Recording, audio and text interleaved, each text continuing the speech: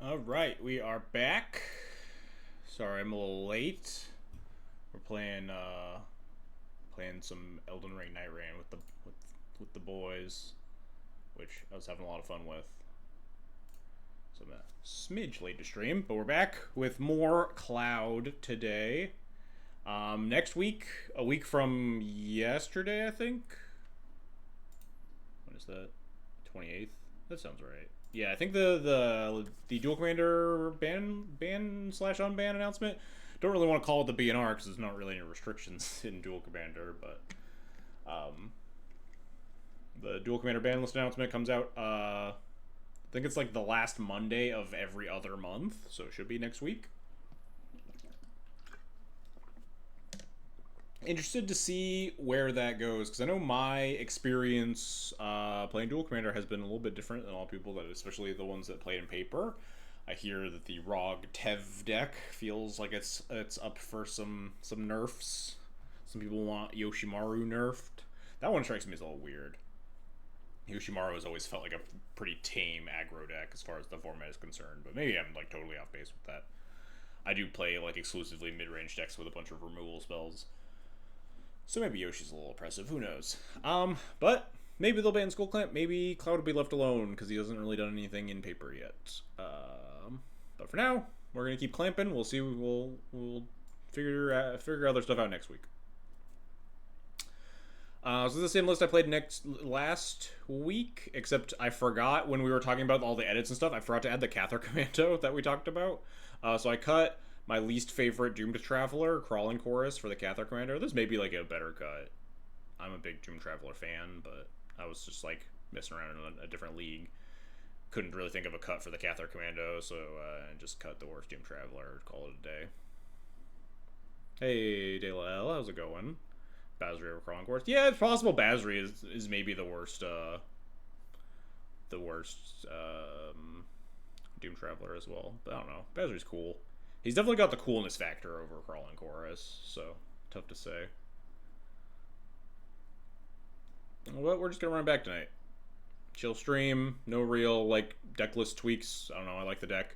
It's there. There are a couple of updates coming in Edge of Eternities that I'm kind of interested in. So there's one pretty shoe-in card, Seam Rip, which is literally just enchantment portable hole. Feels like a very easy slam dunk as like cheap one drop removal spell for Cloud. We already played normal portable hole, and we're just gonna play second copy probably. I'm like looking at reroute systems. People ask me about like protection spells, especially ones that can protect Clamp a lot. But I kind of hate them all. But this one has a little bit of utility because it's a bad removal spell on top of like a bad protection spell. So it might just be too bad as a protection spell though, because it doesn't give hexproof. It only gives indestructible. A lot of the ways that people are killing Skull Clamp are with like exile-based removal. And especially like the white mirrors and stuff, getting hit with like a prismatic ending or leyline binding or O-ring effects, stuff like that. Not having hexproof kind of sucks, and dealing 2 damage to a tapped creature also is like pretty terrible as far as removal spells go. So it's like kind of low on my list, but I've been thinking about it. Who knows? I think that's about it as far as Cloud upgrades go. Felia, I've already talked about, but like Felia gets like 7 upgrades because all the warp cards are like super good at Felia. Unfortunately, upgrading Felia with 7 new cards still makes it worse than just playing Cloud. So we're gonna keep casting Skull Clamp until the Dual Commander Committee does not let me do that anymore. I think those are scrolling through here pretty quick. Lightstall Inquisitor is like maybe playable. It's much better in Felia where you can flicker it, obviously. But like it's a 1-drop, it's clampable, it's got like a I don't know, it's really weak hate effect though. It's probably not good in Cloud. Ban Cloud so I can play Felia. Hang on, let's calm down. Ban Skull Clamp so we can play Felia. So we can play Cloud in Felia, and you sideboard into Cloud against Mono Red, and we can cut the Beza. Felia was always like a pretty terrible Skull Clamp deck too. You just kind of played Skull Clamp because it was generally broken, but the other people playing Skull Clamp were usually doing Skull Clamp a lot better than Felia was. So like if Cloud gets Skull Clamp banned, then you just play Felia with Cloud. Ooh, mono red. Well, we lost the die roll, which isn't exciting. Do we keep this? Do we keep this? This is a really good one-lander on the draw. Kill Zergo. Scroll's kind of weak, but like Reverent Mantra, 2 Mothers of Runes. I don't want to keep this. We have like 40 lands in the deck, right? Yeah, 38 plus 2 MDFCs. Statistically, pretty likely to hit. I think I might keep this on the draw. Drive to come beer beard M 3-0. Yep, of course. We won't drop a match while you're gone, don't worry. But yeah, I think I am gonna keep this. Would not keep on the play, but being on the draw, having a good 1-drop removal spell for Zergo is always a good way. Because like one of the ways you get run over against mono red is like not having a good series of like things to cast on turn 1. You don't have a good removal spell. You get hit a couple of times. Like all the cards in our hand are pretty cracked.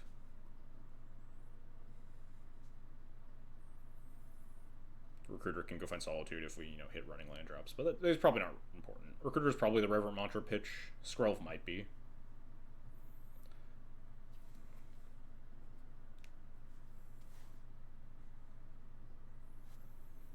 It is kind of nice to just like have a wall of protection goons.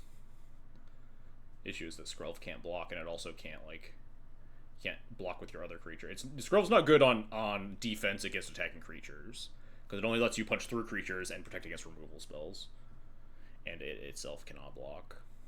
So like if I have Giver and Skrelv, I can't block anything because the Giver can't protect herself, and I can't block with the Skrelv and use the Giver as protection. So I need like Giver plus Bodyguard. And then if the Giver gets targeted, then I have to sack the Bodyguard, so I'd lead Skrelv plus Giver? I don't know. Nice. Instantly hit the land drop. Ousted. Might just, do the classic Cloud for Formal War plan. That does get a little bit worse if we don't have land 3 rolled up, though, so we'll see what our plan is. We might just, deploy a bunch of protection creatures and then just Cloud for, straight for GT.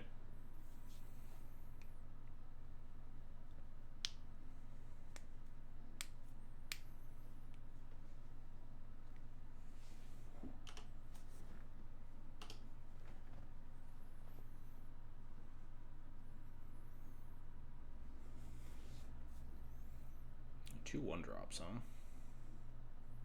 I like playing Giver into the 1/1 here.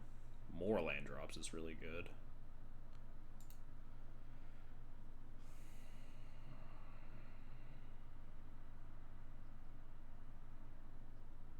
I think I'm gonna go Giver Skrelv here. Better to get these online faster, or as fast as possible. Bodyguard can be just woven into the Cloud turns immediately online.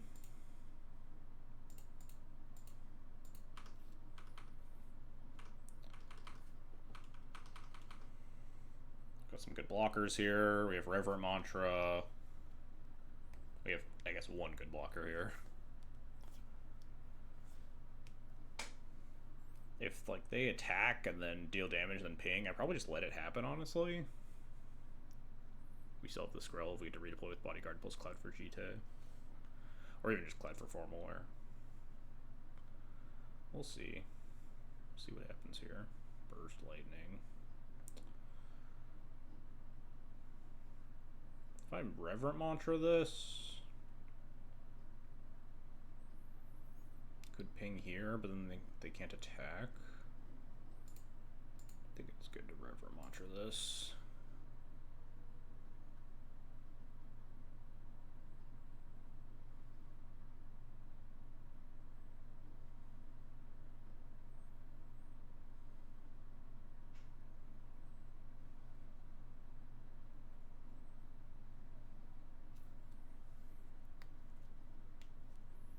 Have as many bodyguard Mother of Runes effects in play as possible. Increases our chances of being able to connect with a Jite and winning the game. Oh nice, this just resolved. Protection from red.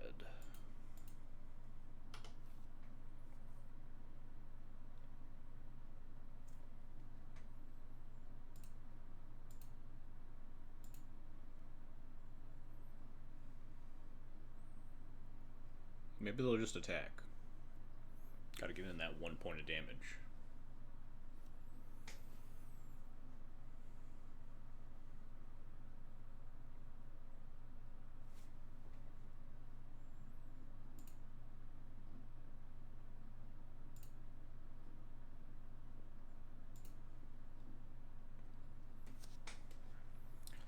If we draw a land, we're definitely getting Jite. If we don't draw the land, I think we're still probably getting Jite here. Chance I think about formal wear. But if we're untapping with a bunch of protection spells, we should probably just go get Jite. It's likely that all of our creatures are just going to live.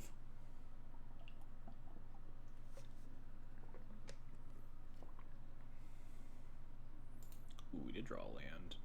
Oh, that just means that we're just going to win, huh? Another protection thing. Cloud for Jite.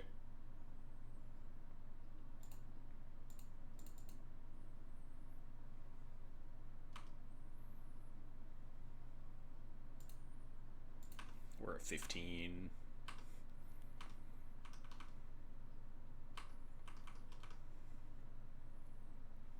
We're going to miss their land drop, so notably they probably have 3 to 4 spells in hand.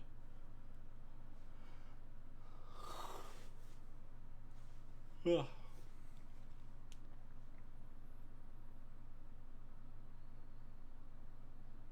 Chain Lightning Giver. Alright, so we protect Giver with Skrelv. We do take 2 damage in the process here, but I think that's fine at our current life total.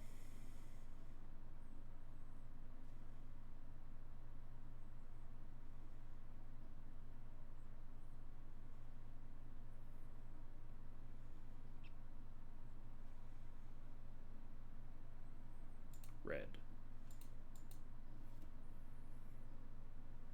We do notably have to be wary that this thing can, like, fog cloud. And then block and sack. Kill Skrelv with Firebrand. I think I just... Oh no, I then just tap the Giver, protect the Skrelv.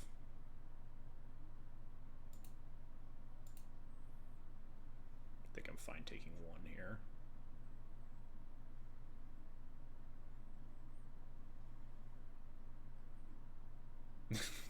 Opponent has given up.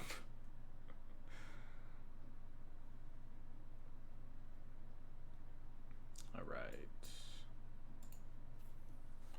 We're in it back.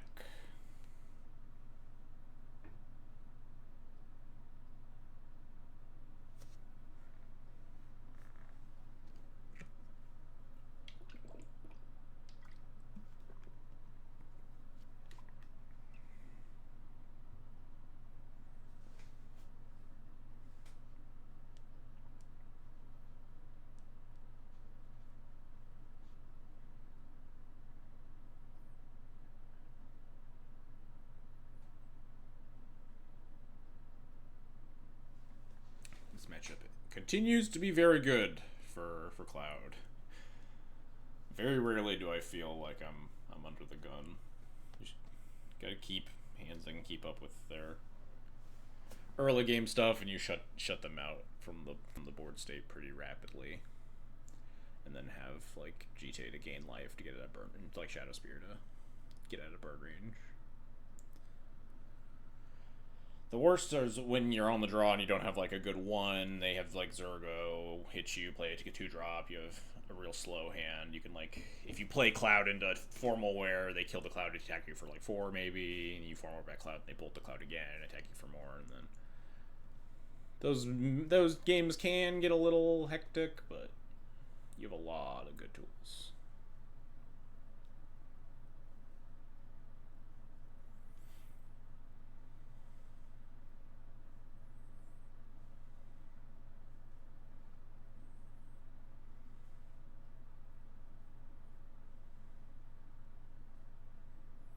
One day when our opponent figures out how they want to sideboard. Notably, Zergo is better than Kellen in this matchup, I think, because Zergo attacks into the 1/1s better. You can play like a Doom Traveler. It's a lot more annoying for Kellen to deal with. I can't. I don't actually know if like the Zergo / Kellen players are like swapping between the commander. Is there like particular matchups where one is better than the other? Because I do see Kellen players and I see Zergo players both still out there.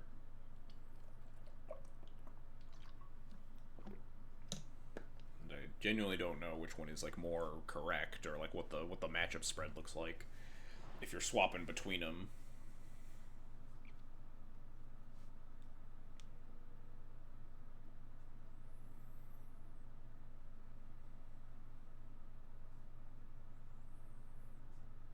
Like theoretically, you'd want Kellen against like the decks that are really taxing your resources, the grindier matchups, I think. But then Zergo also having dash really helps in those matches. So I don't know. I'm not a mono red expert by any stretch of the imagination.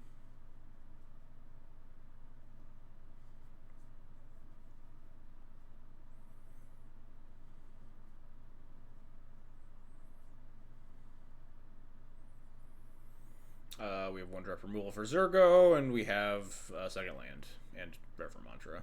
Good enough for me.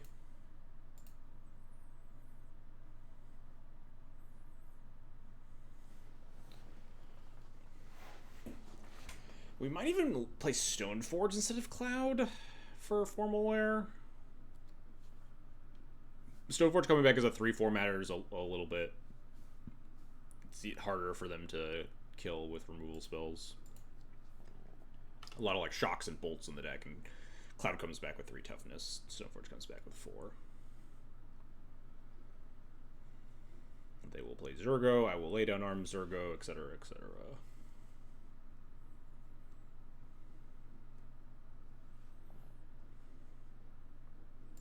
Hit another land drop is good.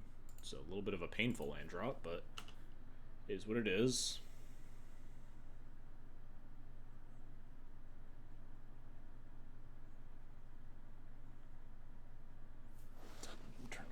Turn on this light. There we go.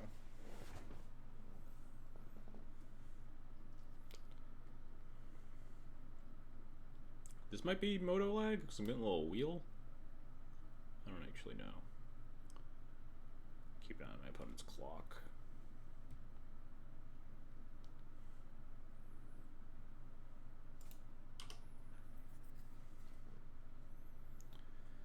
Play some 2-drop.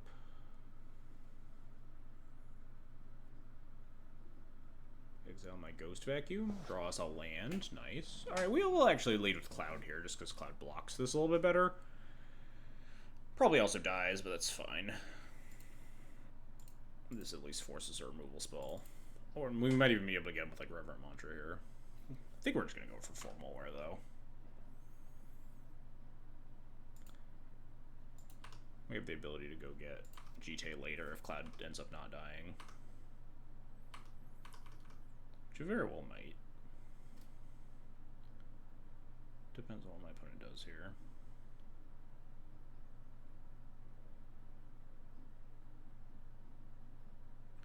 Rampaging Ferocidon. It's got Menace. Kinda hard to kill. Not getting life is a little awkward. I mean, yeah, it resolves. Do you attack? Attacking into formal war seems like pretty bad for you here. Happily take the trade formal war back, Cloud. Yeah.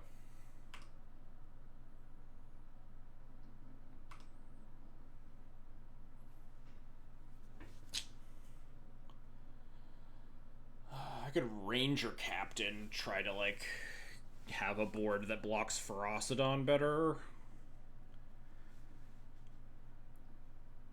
Could go and get Bodyguard maybe.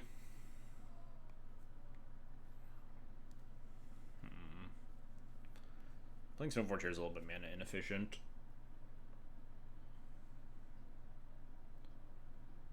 think it is probably Ranger Captain, just so I can like try to block this a little bit better. Take 1 damage. They were only at 17 though.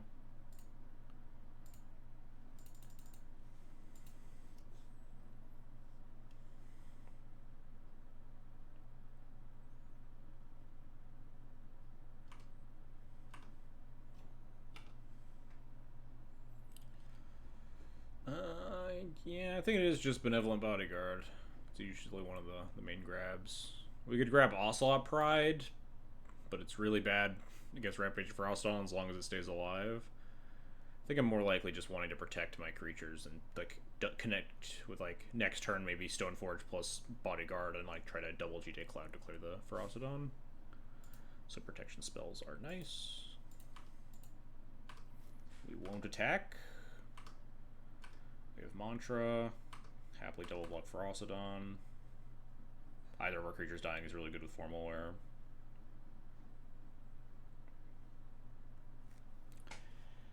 If they cast a removal spell here, I think I just Mantra.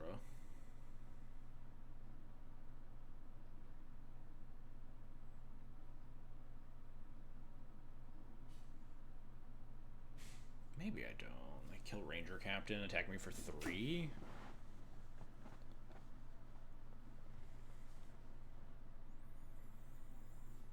I could save the Mantra for like bigger blowouts subsequent turns. We do want to minimize chip damage here because of our current inability to gain life.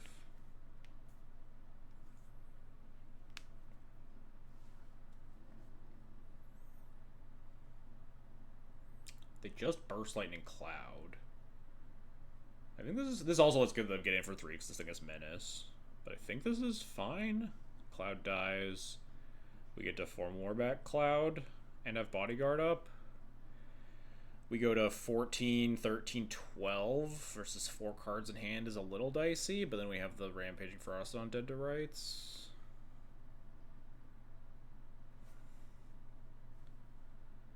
When is this Mantra going to get better, though? They could just have another removal spell and it gets a lot worse. Maybe using Mantra to gain 3 is like the best that I want out of this card.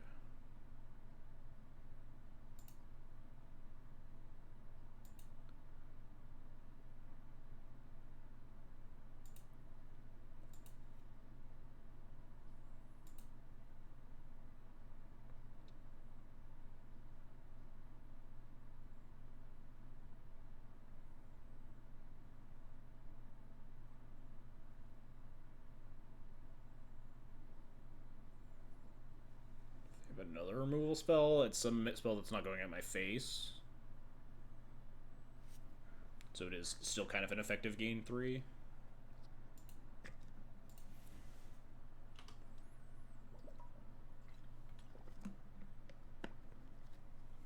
Ooh, Haster, huh? 2 Hasters. Flying Haster is the notable one.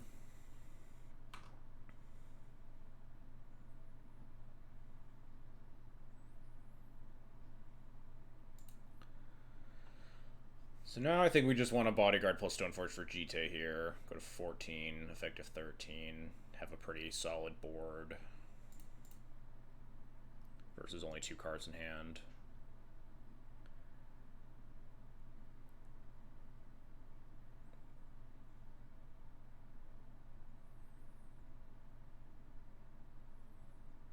I was debating between Forge Anew and Witch Enchanter for the pitch. Possible I should have pitched Forge Anew, honestly. I think they're less likely to have a Shatter than they are to have like a Sulfuric Vortex type card.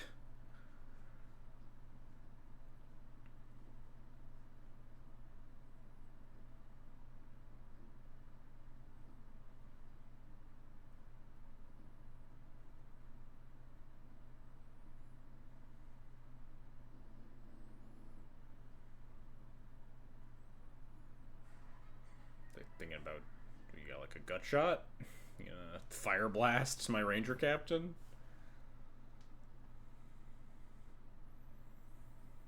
I think if I had Fire Blast, I would have Fire Blasted Ranger Captain in response to Rever Mantra, and then played all my creatures and attacked. You lose this, you deal 4 extra damage. Maybe that's actually not very good. Fire Blast by itself deals 4.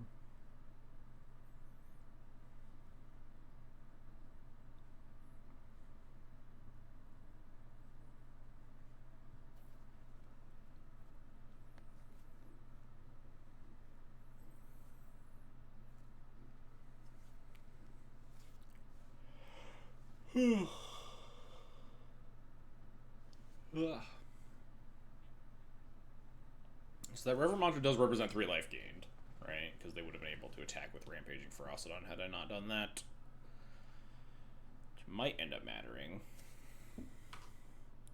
That was my main worry.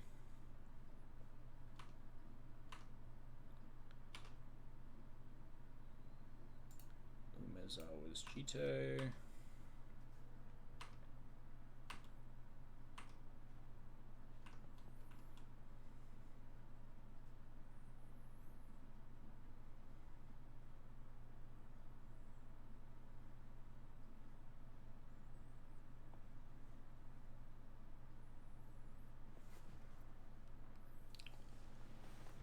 They don't really have any good attacks here, which is nice for me.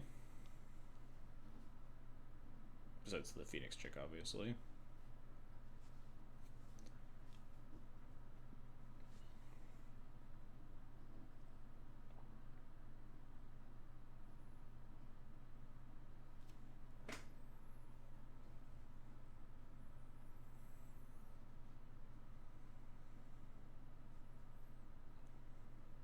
Waiting for my opponent to think their way out of this one.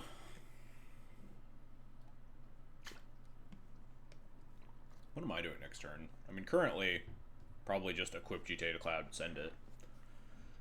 If they want to discard their whole hand to Fog for a turn, I think that's fine. I can't really play around that anyway. I can't protection, like I can pro red, but I can't pro artifacts.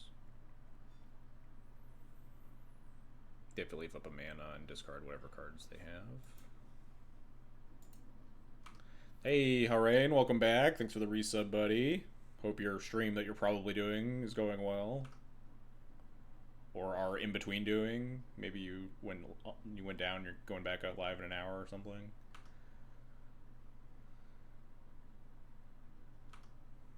Are they just gonna like send it?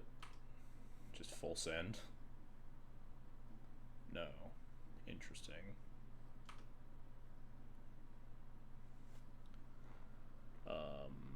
I just trade with using Ranger Captain.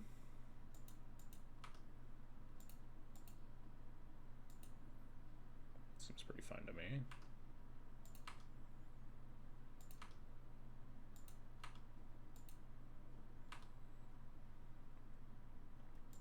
Kind of wish I had a 5th land here instead of a Forge Anew, but what can you do? We're a little light on blockers here, but we're also at 13. What does this thing do? Oh, it just pings my face. It does not ping.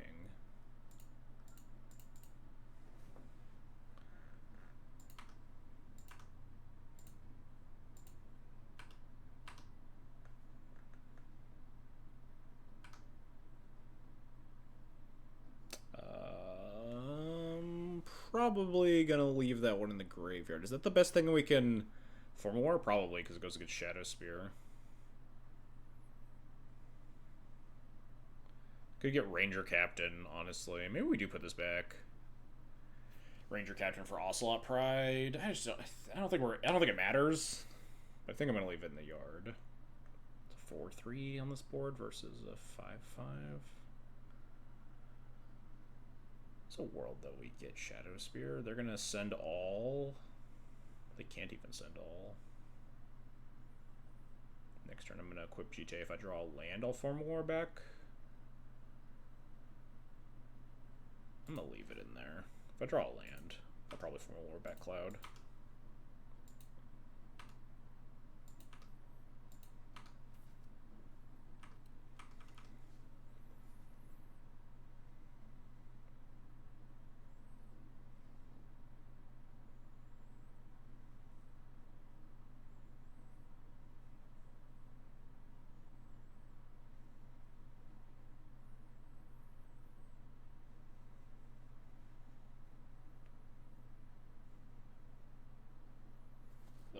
just equip GT plus voice Orphelia. But yeah, we're still at 13. They only have 2 cards in hand. Feeling pretty safe here.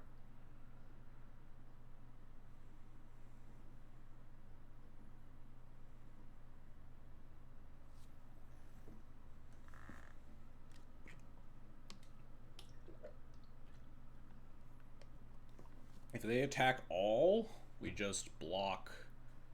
I think we just neg1 the Coyote. We kill the Frostdawn, obviously. Neg1 the Coyote, block, put Benevolent Bodyguard on Bomat, and Stoneforge on Coyote. Put this down to 1/1, and just let damage happen. If they have a thing to clean up the Stoneforge afterwards, we're at 12, and they have a Phoenix Chick and nothing else. And if they don't kill Stoneforge, obviously we're totally fine. And if we have no board, we just redeploy all our guys. Or like draw land, forward back cloud.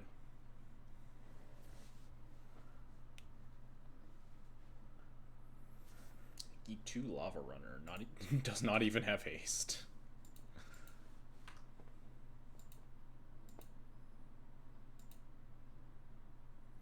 Mine Collapse. Sorry, now it has haste.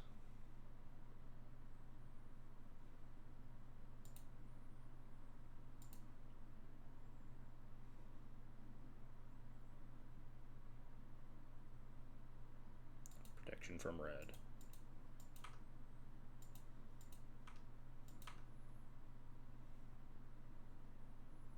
Alright, so they attack all here. So we just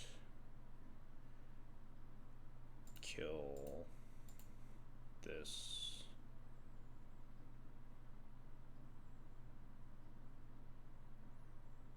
Block Coyote, neg1 it.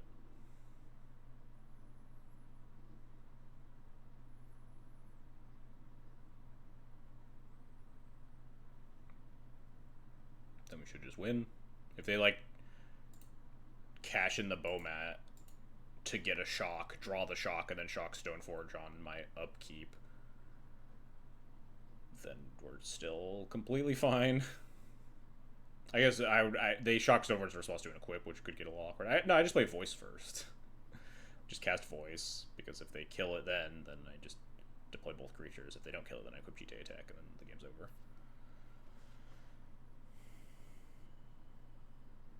I could also probably just kill the Bomat here, block nothing. Take 1, 2, 3, take 5, go to 8, still win, but it's a little closer to dying. They have too many creatures on board, I don't like that.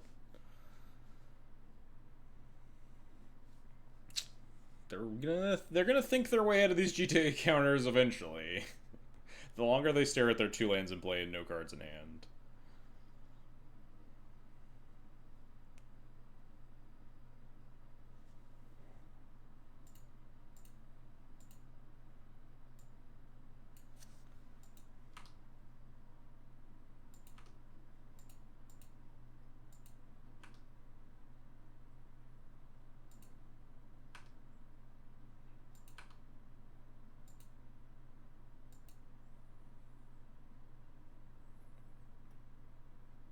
In that Bomat. I almost wonder if they wanted to leave the Bomat back, just to try to fog me. I would have just had to kill it with the GT counter, but I guess that doesn't do anything, right? The block is still free there. I just don't get to kill the Coyote. I kill the Bomat instead.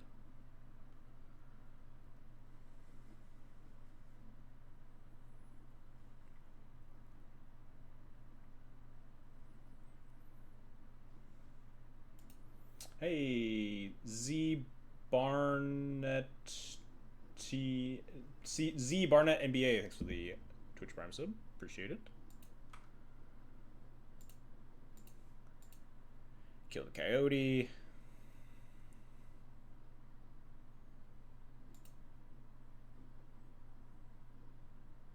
Subscribe because I like bad white cards. You're in the right place. This is the bad white cards stream for sure.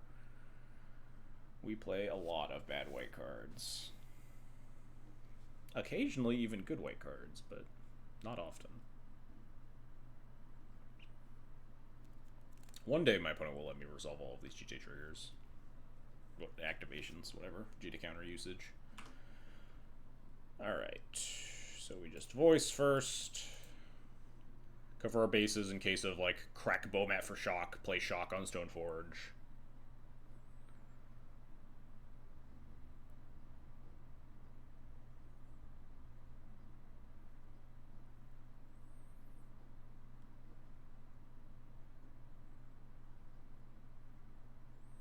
But we're stabilizing at 9 life. And they have no cards and 2 lands. Feels like it's pretty much guaranteed GG.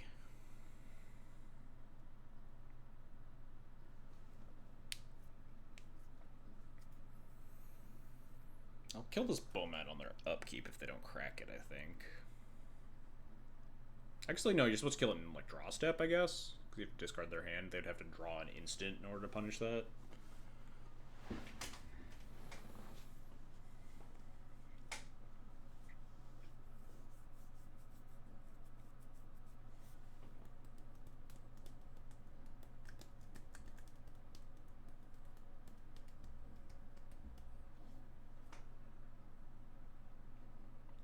didn't really want to say it earlier, but my opponent's taking a real long time. It has definitely felt like this is perhaps a Wind Trader matchup, as we usually get once every other league-ish.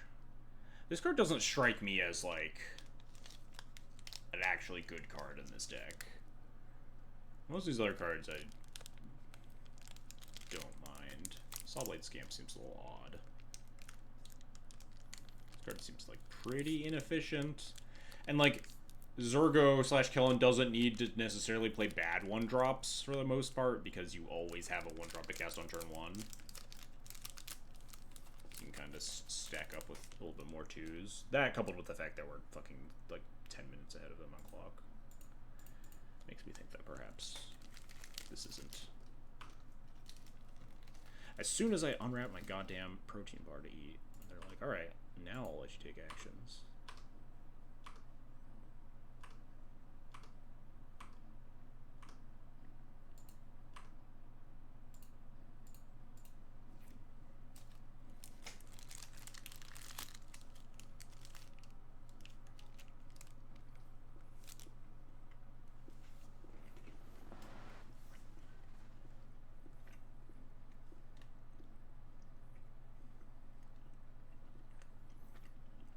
I guess I should have just killed it while they were tapped out, right? They were tapped out last turn.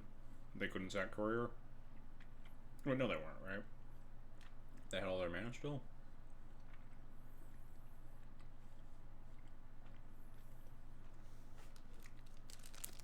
What'd they do? Last turn was the Mind Collapse Gichu Lava Run, right? I don't think they did anything else. Yeah, never mind. They were not tapped out. Let's do this on the draw step then.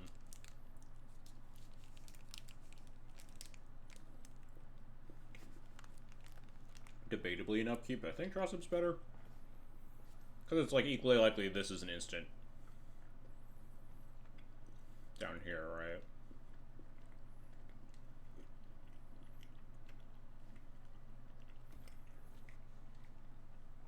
I guess that doesn't matter. If it's on upkeep, then they don't. Then killing this means that I threaten their card. Strictly better draw step? Well, it's worse if they, like, specifically drew a 1-drop, like, an instant right here, or a 1-drop instant right here. Like, if they have shock, then it's worse, right? Because then they can just, like, cast it and then sack. I guess it's the same, though, right? If I killed it, they sack an upkeep, draw their card, and then draw the shock. So it'd be the same. Yeah, you're right. Yeah, it's the same. Okay, finally they gave up. Alright, voice just lets them not cast spells on my turn. Not, like, not Teferi.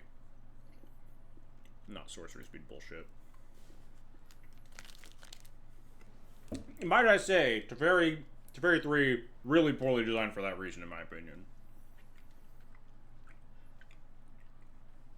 The fact that it is, like, not just you can't cast spells on my turn, it's like, you can only cast spells at sorcery speed.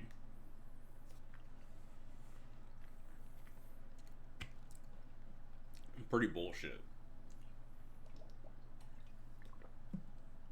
Oh, worried about them shocking on my attack. Oh, no, yeah, that's why we let voice, yeah. so they couldn't, like, they were empty-handed, so they couldn't just, like, sack Bomat to, like, miracle the shock. I mean, specifically played around that by casting the voice, yeah.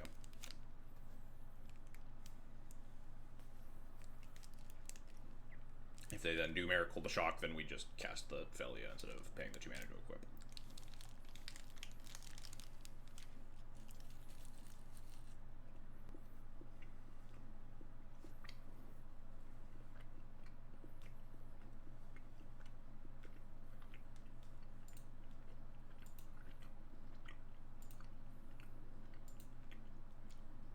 Oops, all spells.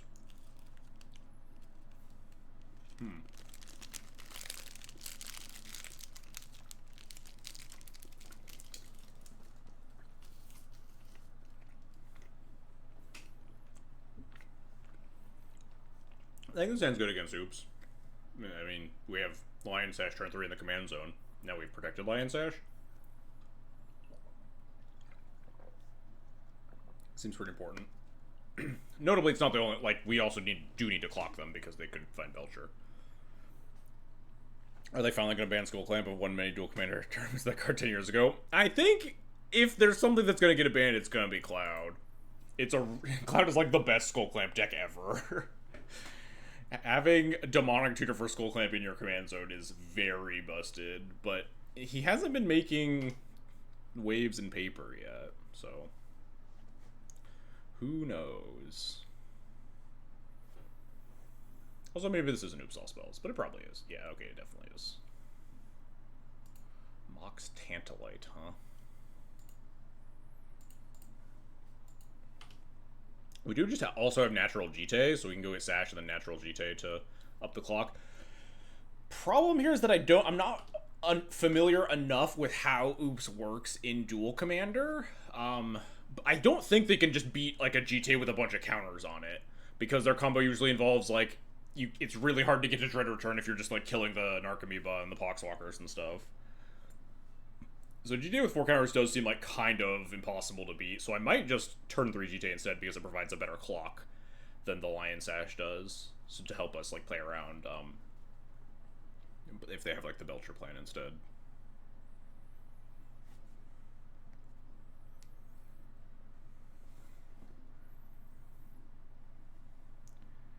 Jack-o'-lantern. Oh, that's a disappointing deck. Yeah, it's not doing anything cool. It is literally just Oops All Spells, and this is just one of the better commanders you can play in Oops All Spells because it makes your lands come in untapped with your horrible mana base. Thought it was gonna be like a Lumra deck. Nah, no. They're not doing anything nearly that cool, unfortunately.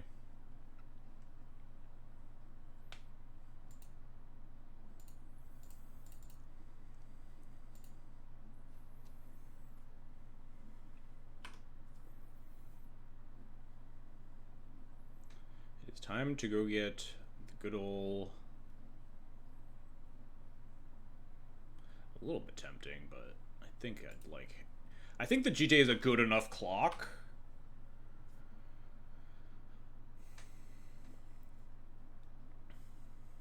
And then Sash is like we'll like probably GT next turn and then Sash after that. Does Nissa Resurgent Animus need play? No, not really. The mono green deck of choice is Azusa. Thinking if I want to attack here. They're at 16. We hit them for 2, holding a GT. Put them to 14. We have 4 counters. That represents 8 damage. Hit them 12. We have 4 more counters. That represents 16. It does not. I don't think that 1 point of damage is going to matter. So I'd rather protect the Cloud. If they have a removal spell, they have to send it at the Giver, which means the Cloud lives and can get double GT counters.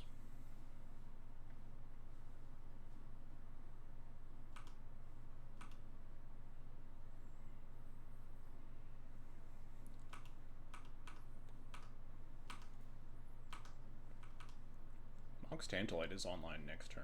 A little bit scary. It's also like, again, not like the most familiar with exactly how this works. To the point that like I feel like I almost want to play Sash so I don't die. But I'm like I'm pretty confident that like they can't really beat a GTA with 4 counters on it. Like, especially on a 4 mana turn. I guess it could be a 5 mana turn, because they'll get the Mox Tantalite. I haven't played this format in a long time. Yeah, it's tough out there. Like, it's hard to trigger the card advantage on Nissa, right? You just like have to play a bunch of like things that put lands into play, and then it's hard to ensure that you extract the value without your Nissa just dying. Commanders that don't, you really want your commanders to like do something immediately. Okay, they have a really big mana turn, I guess, huh? 1, 2, 3, 4, 5, potentially 6 if they have an untapped land. Let's sit and have a think, huh?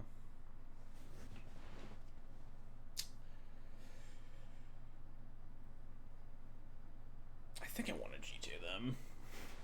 It is very scary, like the looming threat of getting Charbelchered, and if we just like play Sash this turn, we are guaranteed to be a turn slower.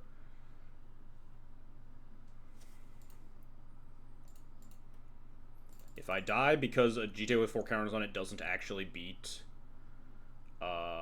their combo, then we'll have learned a valuable lesson about how this deck works.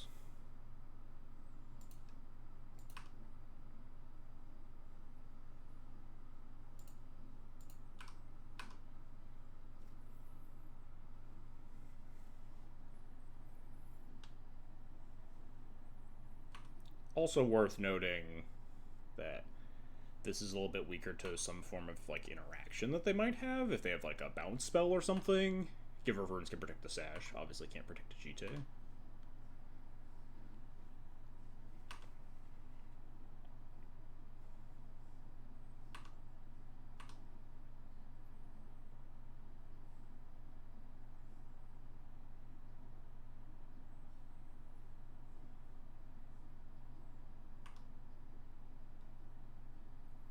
Hey, Japolis28, thanks for the follow. Appreciated.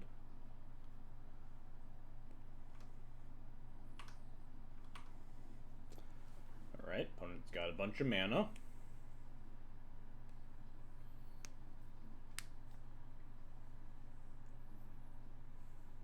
Let's see if we die.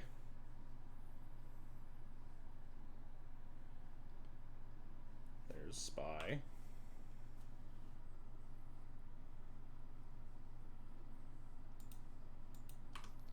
Mill your whole deck.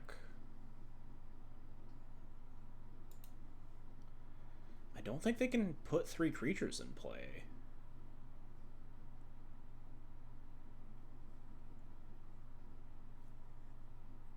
There's a Creeping Chill. Maybe they have other plans?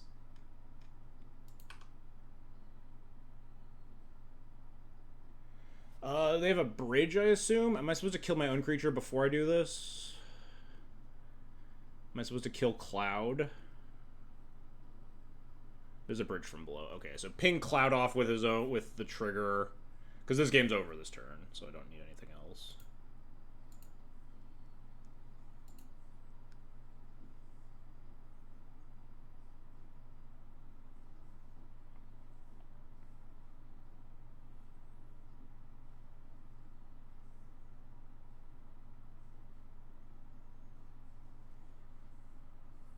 Not really sure what that Creeping Chill's doing.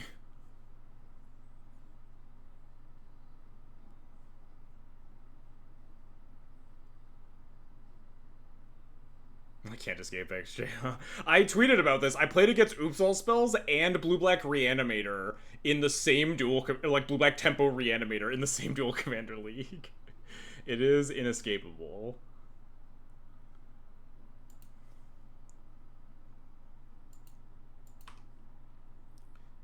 Bridge down. Kill this Narcomoeba.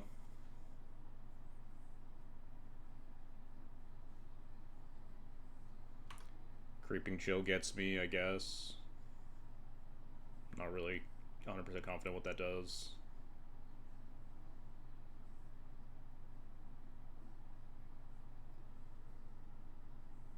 Oh, they're going to Memories Journey? What are they Memories Journey to kill me with, though? They have Jack-O-Lantern Memories Journey here?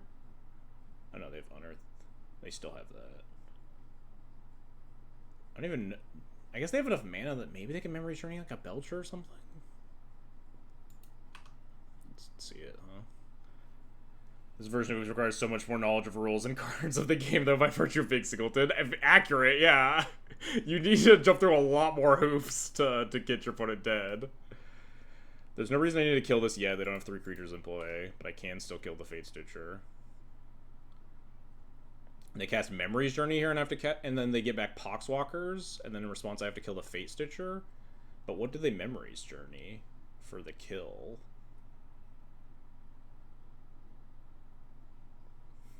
Truly no idea. Maybe they've got a plan. The Memory's Journey Charbelcher plus land, try to hit the 50-50 on drawing the Charbelcher first. I guess like Charbelcher like land. So if they draw land, they can go up to 1, 2, 3, 4, 5, 6, and then another land is 7, and the Charbelcher's last card, they can belch me. Maybe we do lose here. But we also couldn't have beaten that with just a Sash with 1 activation, right? Because we would have just eaten the... We would have had to eat the Dread Return, and then they could still do the Memory Journey stuff.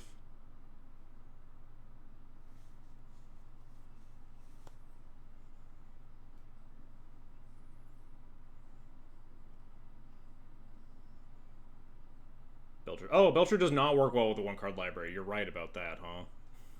That is, in fact, how that works. Wait, they get to hardcast the kill condition, though, right? Their whatever the hell it's called. Their guy. I don't remember what his name is. Or where he is in their... Lotleth Giant is 7 mana. But that would take a while. They could put like land Lotleth Giant, but then I think I could sash enough creatures where I would live. That Zoracle is not legal in this format, thank the Lord. Their kill is a lot harder without it.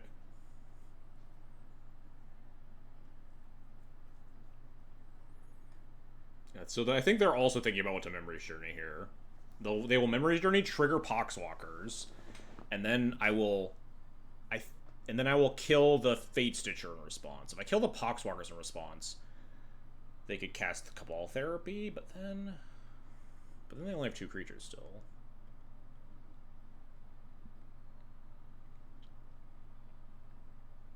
Right? Maybe that's safe. I don't actually know. I'd rather kill the Poxwalkers than the Face Stitcher if I can afford to.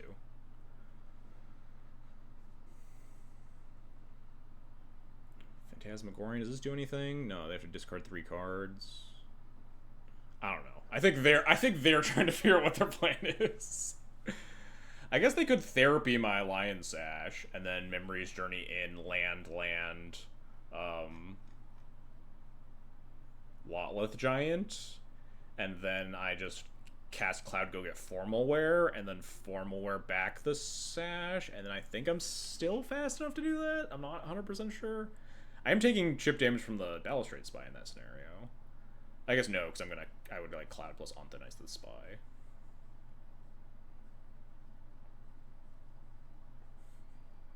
Could also like gain life with the GTA again. I don't see that plan coming together, but I don't know for certain. Feels like they're about as confused as I am. With how this part of the process goes. Alright, we did it. We did something. They're shuffling in Rush of Inspiration, Dark Ritual, and Wishclaw Talisman. What the hell does this card do? Wait. These cards don't do anything, right? Rush of Inspiration, Dark Ritual, Wishclaw Talisman?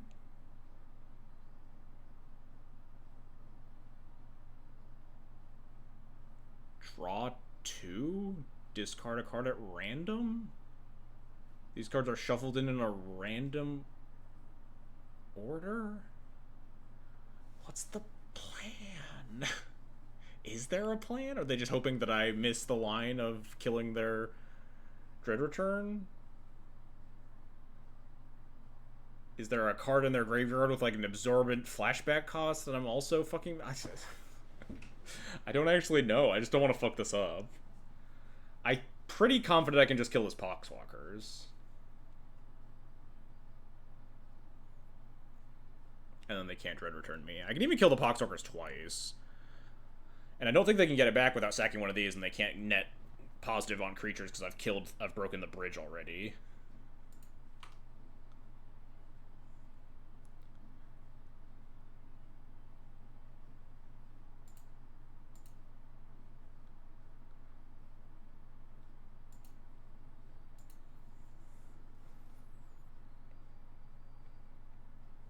I mean, we'll see if I fucked this up somehow, I guess. It's really hard to... Okay, they're just dead. We did it. We figured it out.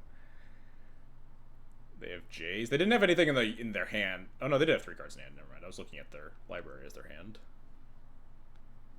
But wouldn't you have gotten, like, untapped blue source rather than, like, tap blue red land if you're, like, going for, like, Jace? Wielder of Mysteries? And why, like, the other 2 cards? Why the Wishclaw and the Dark Ritual? Didn't really make sense to me. But, they're just dead. Turns out I was right. They cannot beat a GTA with 4 counters on it. Untapped blue. Yeah, I mean, it's hard for me to read the graveyard, too. But yeah, they have, like, there's going to be 3 untapped blue cards, blue spells in the deck, right? They're just going to playing all 3 always. Seagate, Hydroelectric Specimen, and Sink into Stupor, yeah. I don't know, they're just dead, though. Maybe they have a Jace Wielder Mysteries in there? But then they wouldn't have just snap conceded, so probably not. Alright, well, we run it back, I guess.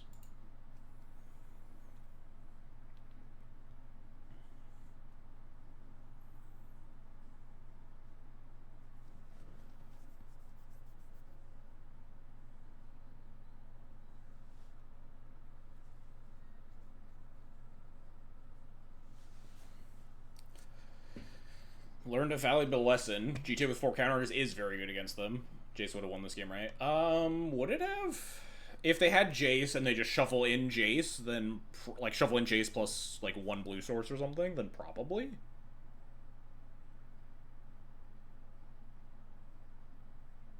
This guy doesn't play Commander, never wants to. This deck makes him want to play Commander. My deck or my opponent's? Also, this is, let's be clear, this is Duel Commander. This is the gentle person's format. Let us not associate with those four player others.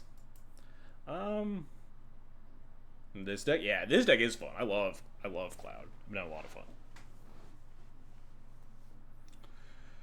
Am I supposed to just, like, snap keep every hand that just has a protection card so I can just go Cloud into, or, like, Skrelv into Cloud into Sash with a mana up? It looked like they couldn't really beat it very well. They have the Memory Journey plan, which does, like, can sometimes beat it, but they need, like, a turn 3, and I think I'm just supposed to, like, keep any hand that has, like, a protection creature or a graveyard hate card. I guess they can always, like, discard Spell Knight Sash, but then it's whatever.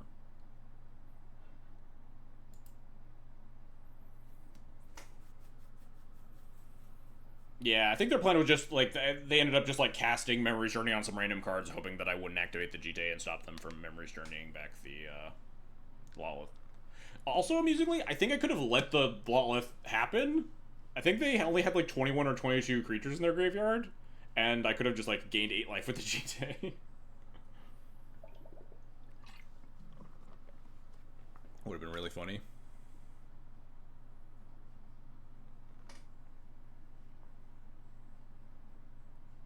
But then they could have, like, dealt me a ton of damage and shuffled in cards and just tried to, like, kill me with combat steps. So, you know, obviously not a great plan either.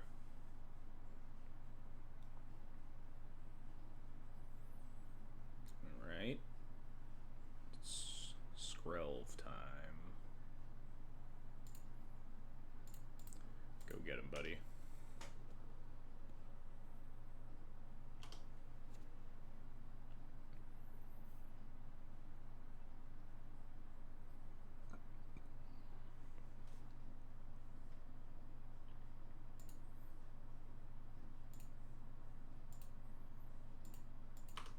I think I will attack here. I don't really care about my Cloud in this instance, if they do have some removal spell. Not even confident this deck has the capacity to play a ton of removal spells. I guess I could have checked their entire deck, huh?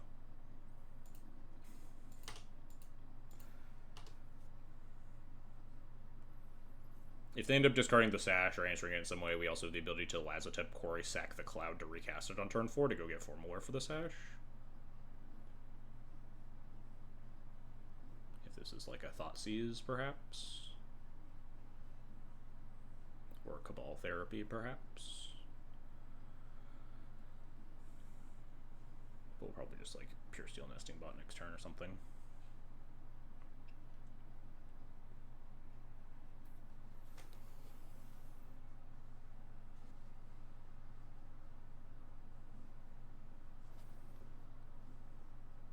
There is a BNR, or, you know, there's a Dual Commander ban list update next week. So if you're looking to Skull Clamp people, get in while the getting's good. They probably aren't going to ban it, but you never know. Are we Wandering Minstreling? I guess they can always take my Formalware after, because they always have a creature. Oh, maybe not. Do I Guy's Prison? I think I want a Pure Steel plus Prison. Let's be start like drawing cards when I eventually sack Cloud. So if I Static Prison this turn and play Pure Steel, next turn it ticks to 1. I can sack Cloud, recast Cloud, get Formalware. Then the next turn it ticks to 0. And then I can have the set. Yeah, alright, I have plenty of time. They could obviously have another creature to set up the therapy on Formalware, but I can't really play around that.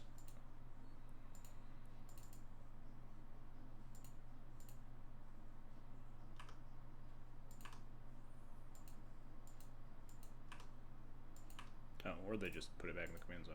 I guess that's also fair. They could just recast it next turn.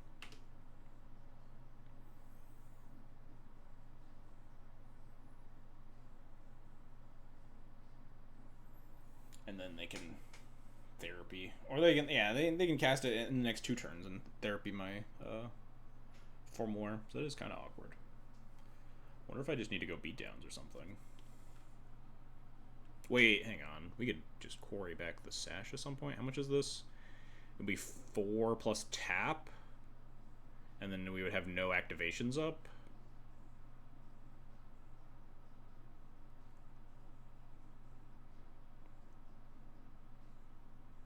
Thought the whole point was Skull Clamp yourself. I mean, it kind of is, generally, but this matchup definitely requires some other tools.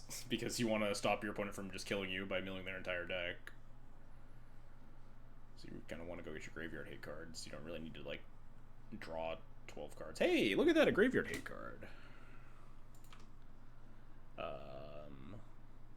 I guess I'll pay to keep this around. You never know if we top deck Felia next turn, and we have no other cards that use energy.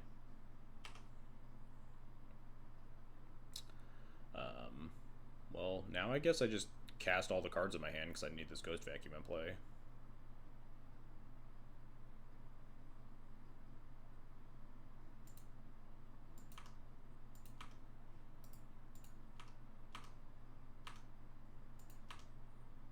One, two, three, four, five, six, seven. We're actually 1 up lethal. Oh, dang it. I always miss my start your engines trigger. Fuck. Oh, I also could have bestowed for more damage this turn. No, I couldn't have.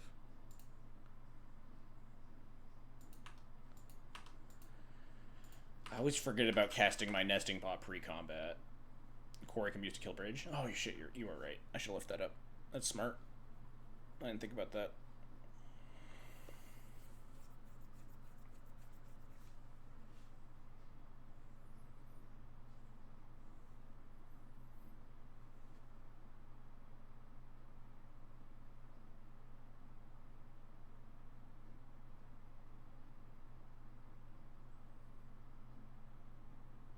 If I had bestowed onto Cloud instead of playing Nesting Bot, if I just, like, bestow Ghost Vacuum there at 7, and I have 1, 2, 3, 4, 5, 6, I still don't have lethal, yeah. So I'm accelerating 1 damage, but then I'm also losing a damage the next turn by not deploying my other threats. Start your engine's worst name for a mechanic ever. It's also just kind of a really obnoxious mechanic when you have like one card in your deck that starts its engines that also like doesn't matter a lot. It's just so easy to forget about.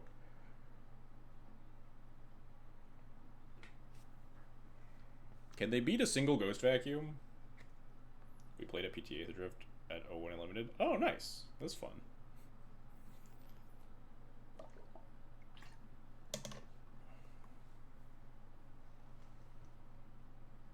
I did pretty terribly in my drafts in PTA Aether Drift. I got 1-2'd both of them. Wasn't enough to learn start your engines, I guess.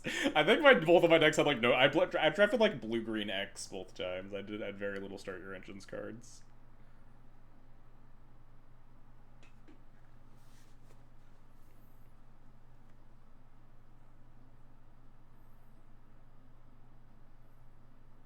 Please don't make me figure out how to kill you with a balustrade spell. Oh, thank God. Oh, should I have exiled? Oh, no, I don't have to exile the therapy in response to that. Because I don't have any cards in my hand.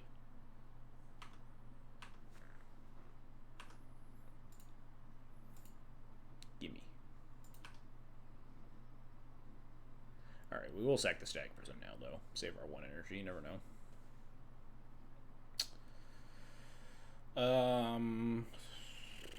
So I could get Sash back with Quarry, but it costs my whole turn, and I don't have any mana up to use it. So I think I'm just going to Parallax Wave the Wandering Mistral, hold up Last Dip, Quarry, and Ghost Vacuum, attack them to 1, and hope that that works out.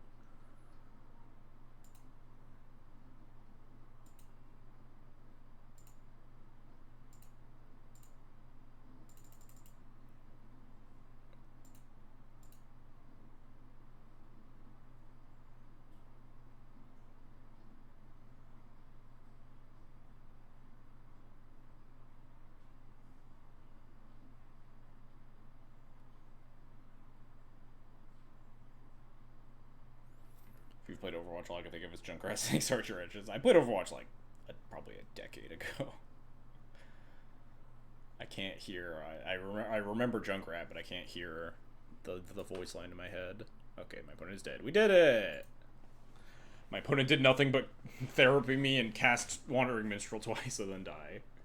I do think that Oops deck is like a little bit not nearly as good in Dual Commander as it is in Legacy. The fact that their combo is like so much weaker to removal spells than it is in Legacy is really nice. It's much easier to interact with, even outside of like just the regular graveyard access. That was a little pathetic. We just cast like 1/1s and 2/2s, and a graveyard hate card that got therapied, and then another graveyard hate card that might have won us the game. Also, God, this person's like always in the queues when I'm on, always playing the solo Windgrace deck. I'm excited for them. Maybe they'll switch to that. There's like a spaceship commander that's basically like Soul of Windgrace, but it's a spaceship. Seems like pretty sick value. Yeah, it seems pretty nuts.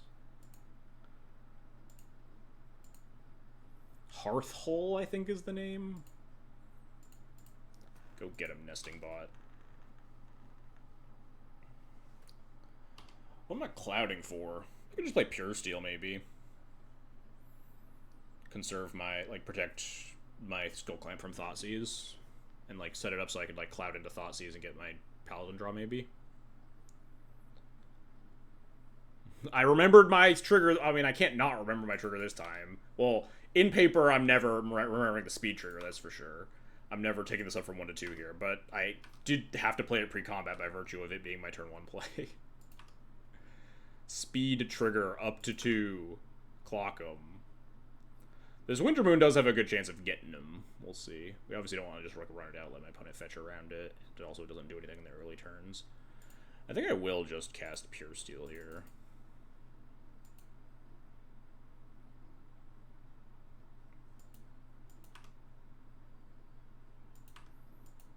If we just, like, naturally draw Skull Clamp, we could, like, Winter Moon or Soul Guide plus Skull Clamp and just, for free, equip the Nesting Bot and the token. That would be pretty sick. But yeah, I would love my opponent to fetch their Surveil lands, get all their duels out there, hit them with the Winter Moon. We also do just have Ravages, which can also KO them pretty hard. If we get to that stage of the game, of course. Him? Well, those are probably my worst cards.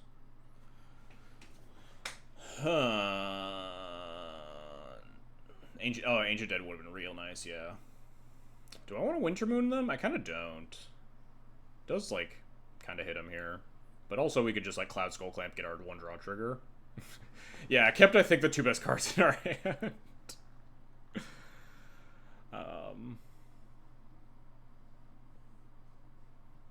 It obviously exposes the Skull Clamp to some sort of, like, destruction effect before we can activate it. But it's more mana efficient, and we do get the draw off the Paladin. I think I'm gonna do it.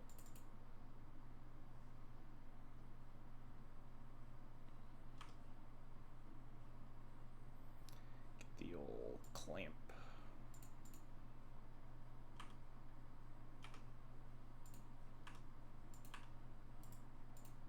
Speed trigger. Got him.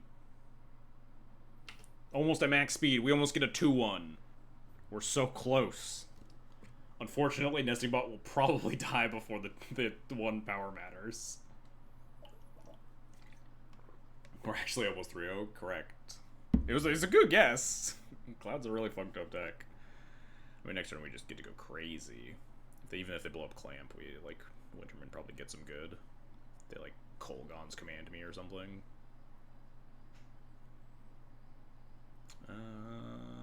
That's not that bad.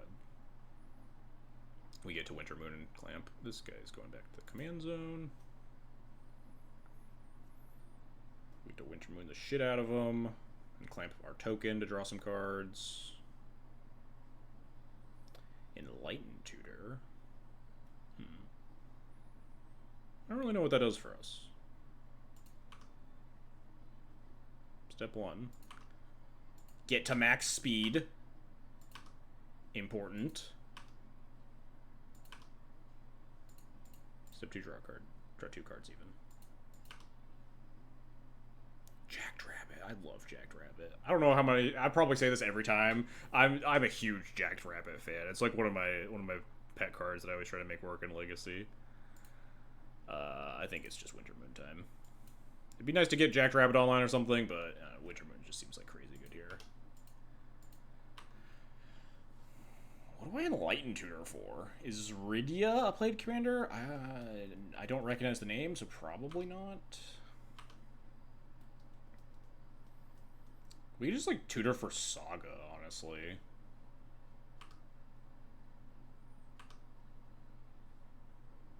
Then I can't really double spell. Alright, let's take a quick peek.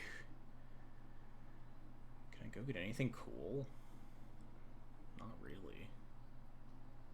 Rydia. Oh, that's like the Saga one. The one people are doing like Urza Saga.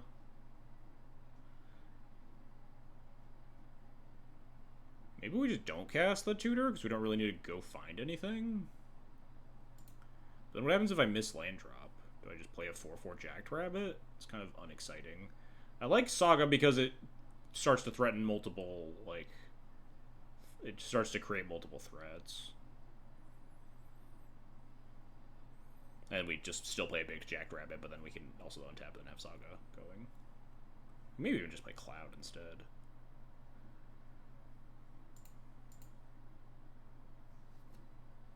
I've not seen Rydia decks around. Seems harder to utilize in singleton format, where like the number of good Sagas you can play in your red-green deck are more minimal. Could just go get like Esper Sentinel or something. Double spell. It'd actually be a really good spot to go get a Nesting Bot for more Skull Clamp fodder. Oh, I guess I could get Indebted Spirit, huh? Indebted Spirit, Clamp it, Jacked Rabbit. That's actually, maybe that's just better than Saga, because I wanted to clamp things this turn. First lifetime, first ever in the history of Magic, Enlightened Tutor put Indebted Spirit on the top of my deck. Might be the first ever. Unclear.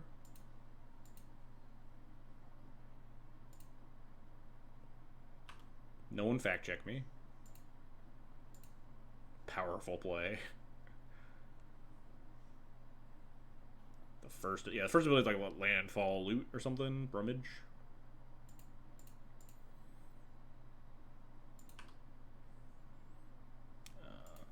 I'd like to draw 2 cards. Ooh, nice. We have more lands. Do I clamp again, or do I just play Jacked 2/3 Jacked Rabbit? Or do I play 1/2 Jacked Rabbit and equip it with Skull Clamp? I think I like 1/2 Jacked Rabbit plus equip with Skull Clamp, protect it from removal spells.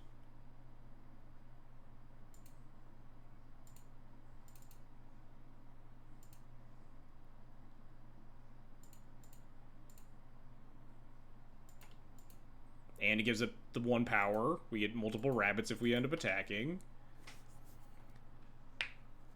Cheap commanders are pretty good. So, like, I wouldn't be surprised if, like, Rydia could do something somewhere, but it seems a little weak. Red-green's, like, not the best colors, too. Not very good interaction colors. You're gonna be, like, weak against combo decks. Don't have great removal. You do have some removal, because you get, like, at least the red cards. No, my Skull Clamp! Well, then they're just still getting posed by the Winter Moon.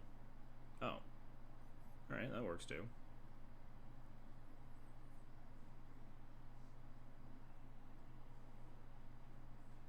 I think I can just grind them out with my Skull Clamp, though. Aren't we glad we didn't go get Urza's Saga, huh? We just got Saga and get Haywire Mighted. No, my Skull Clamp!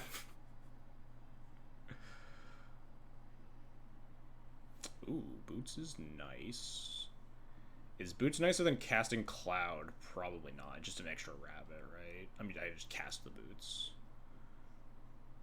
We just go get Formal Wear here, probably. Maybe we get something to also start taking. Yeah, I mean, imagine if you're in the league streets as much as also is, you gotta play a lot of good cards against Cloud. All right, step 1. Let's guess Cloud. Let's see what we're getting. Kind of wish I had claimed more.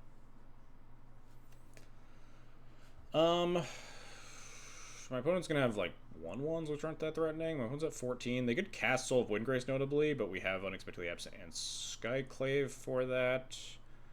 I think it might just be Formal Wear. Formal Wear is just like really good value.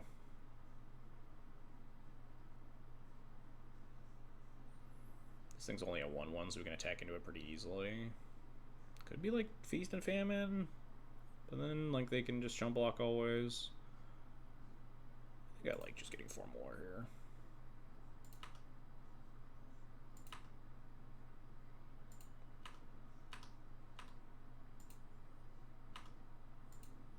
Rabbits go.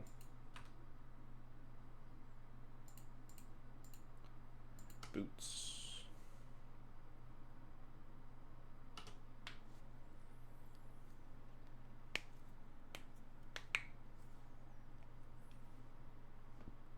We'll see how this turn works out. I don't really know what my opponent's plans are. But we have a lot of good tools here. A lot of good things in play.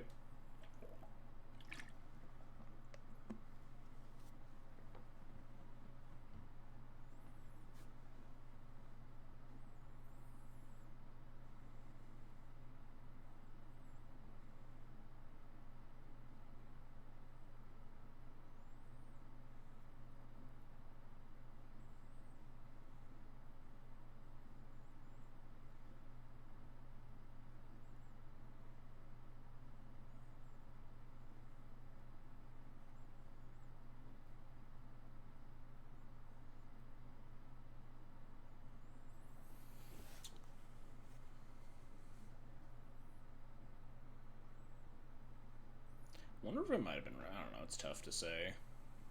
If I like didn't cast the Enlightened Tutor, we just like take a natural draw and we have like potentially have the tutor to go get Forge Anew to get back the Skull Clamp, but then if we don't top deck something that turn, we're just casting a big Jacked Rabbit, which gets answered pretty easily.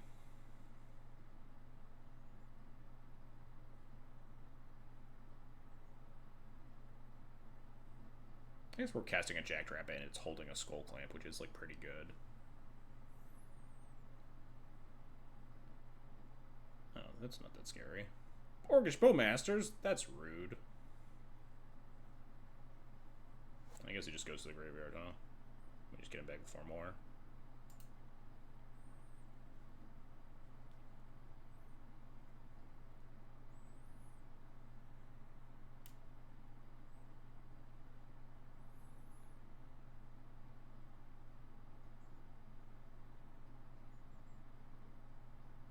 Yeah, I think this feels like it was probably just a 4 more turn.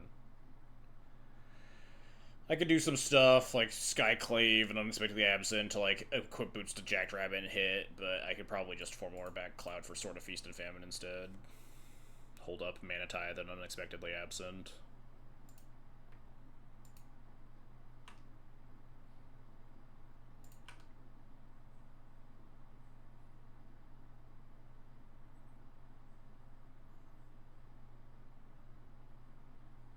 Oh, we could Masterwork of Ingenuity? No, then we don't get another.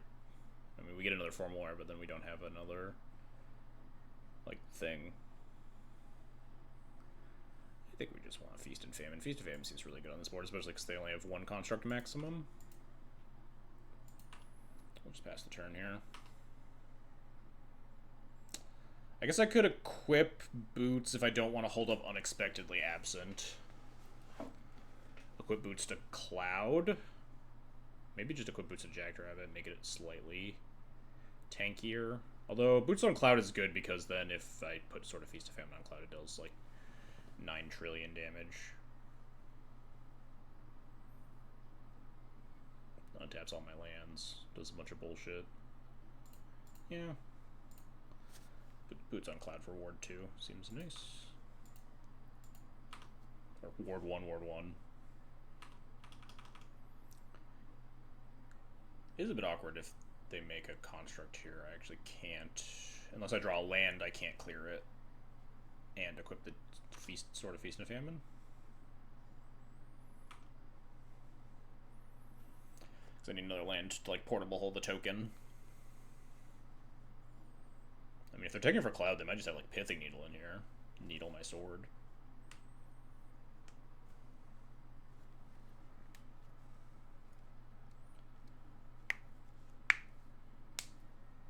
Nah, just Spell Bomb.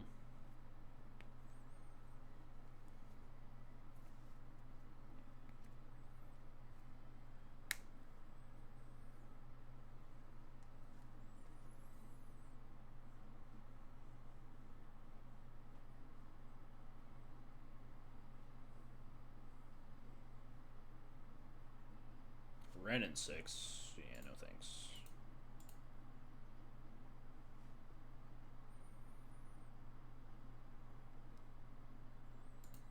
Rip a land here would be the nuts.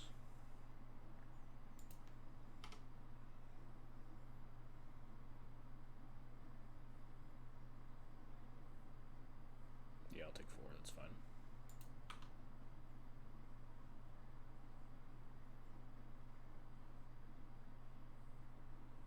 That's not a land. Do you think any bans a Duel Commander? I don't know. I'm not nearly in touch in paper enough to know. I've heard some rumblings that they're going to try to nerf Rog Tev and or Yoshimaru.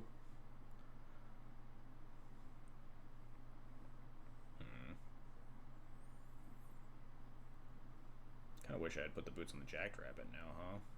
Because the Jackrabbit, like, just gets to attack here. And if it's holding Sword of Feast and Famine, they just get like 3 guys. They just chump block it. But if they have like 1 drop removal spell, I kind of waste my whole turn.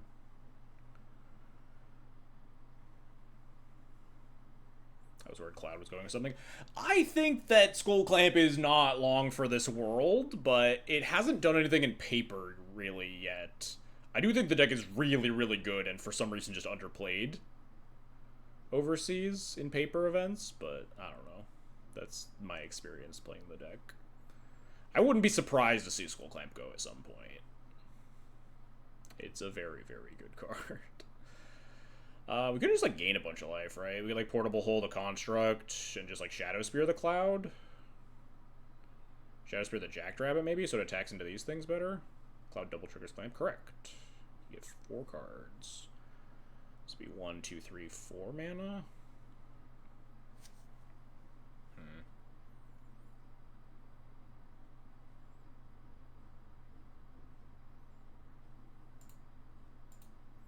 Yeah, I like just portable holding the construct token and shadow spearing my Jackrabbit. Make more guys, gain some life.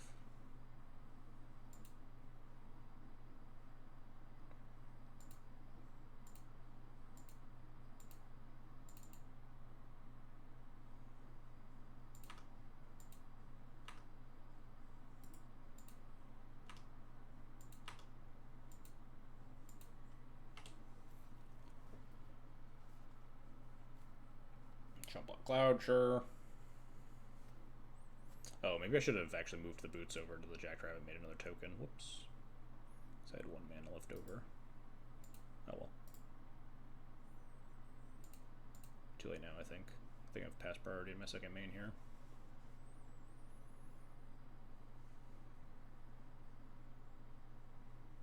Oh well. We have 2 removal spells for Soul of Windgrace and a Sword of Feast and Famine.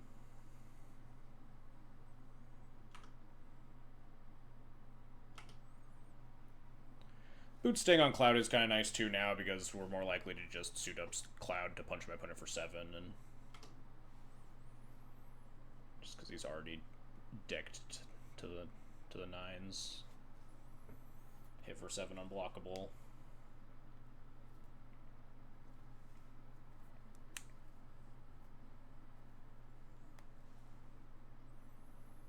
Soul Windgrace time? Sure. Get back your Urza Saga.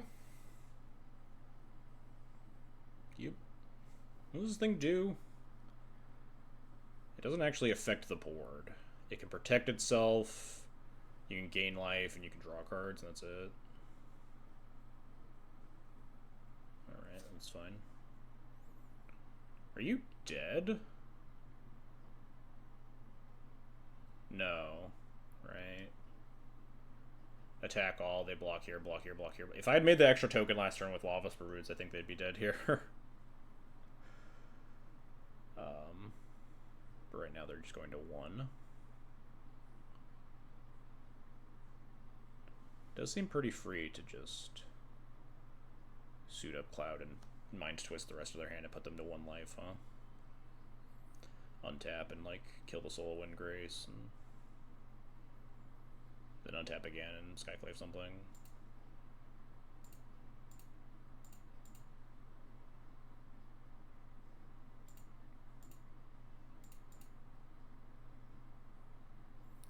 If you Cloud the Sword, he's unblockable, gets him for 7. Yeah, well, the rabbits will do the last few points eventually, but if I just attack all, they just block here and then block the 3 rabbit tokens.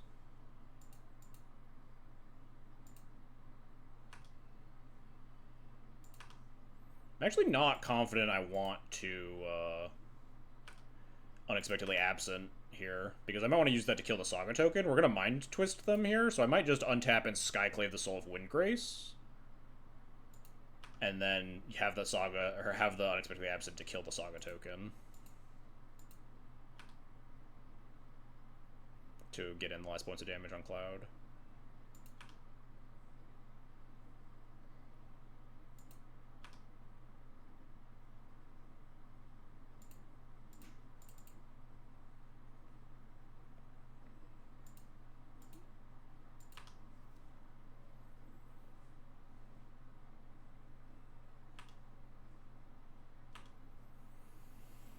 Draw your 1 card.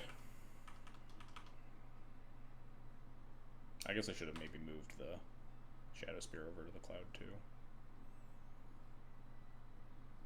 It's probably fine to leave it over there, honestly. Maybe I'm supposed to move the boots over to the Jackrabbit. I could probably do that next turn. There's 1, 2 creatures currently in the yard for the Skoos. They have 2 green sources only. Duress, fine. Well, Unexpectedly Absent the Scavenging Ooze.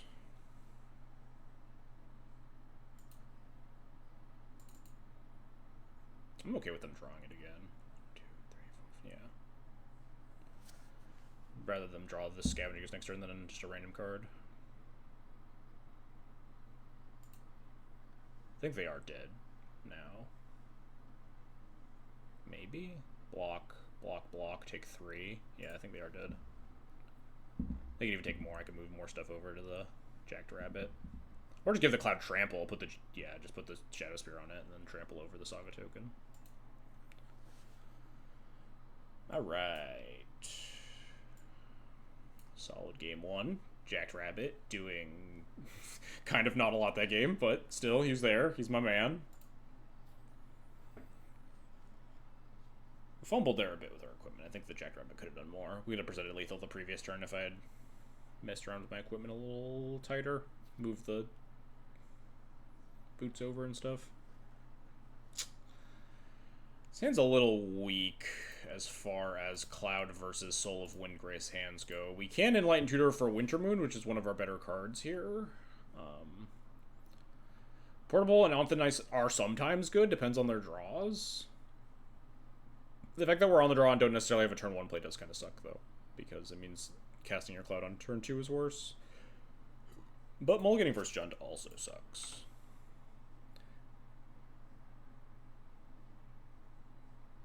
Maybe they'll just discard spell us or something. Nope. Alright. Maybe we'll just draw a 1-drop and be fine. I could just portable hold this if I really want to. I don't think I do. It'll probably just sit and play for a while and then cycle and deny me some formal or value, but we have Anthonyce. Maybe I do just want to cast a 1-drop. Just for the mana efficiency of being able to cast Cloud next turn and not burning the Enlightened Tutor.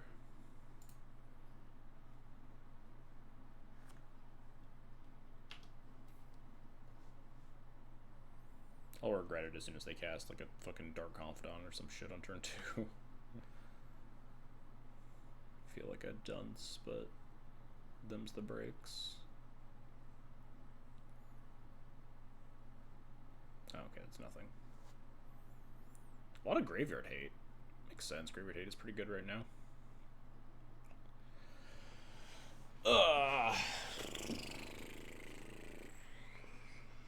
Only 4 cards in hand left. I kind of want to go get Skull Clamp, huh? It's obviously a little risky versus the Jund deck, but 4 more doesn't really seem that good.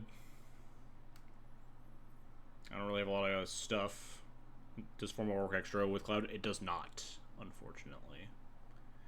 It would be so fucked up in this deck if it did. Cloud would be like getting Giga Banned.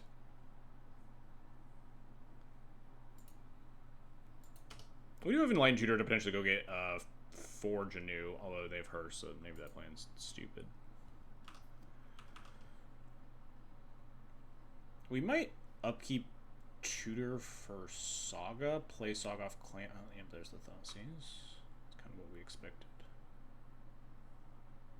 Do we want to upkeep Tutor? Probably not, unless they tap low. They have a basic too, though, so Wintermoon's not really getting them.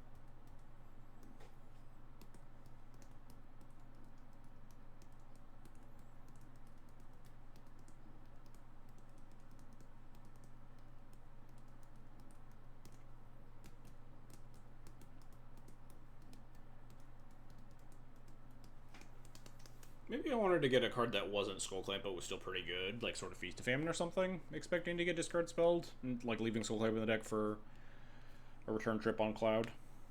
But the equipment get better on the on the more expensive Cloud casts. Like, interesting.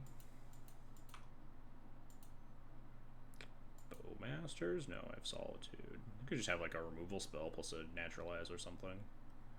But if I just top deck like a 1, it's really good. Nope, they're just tapping out.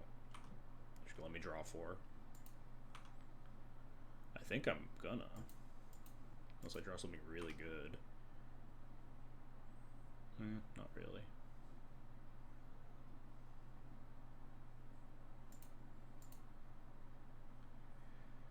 If I draw 4, I go to 10, play a land down to 9, and pitch cast Solitude on Tarmogoyf, go down to 7. Yeah, that seems good against my opponent with 2 cards in hand. I'm a little behind on board. but we also draw 4 cards, which seems pretty unbeatable. Maybe they have, like, Snuff Out? Nope. I will return you to the command zone.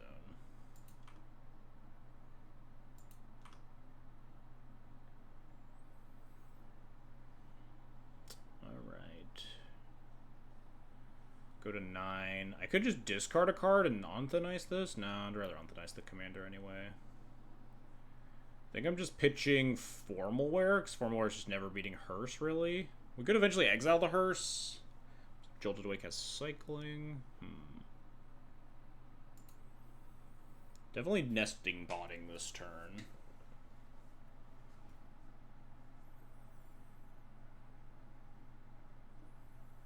And then pitching one of these two to the Solitude.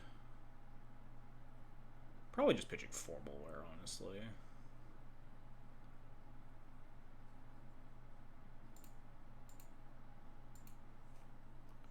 It's going to be kind of hard to use in the face of the Hearse, and I don't necessarily want to kill the Hearse because I don't have that much that interacts with the graveyard.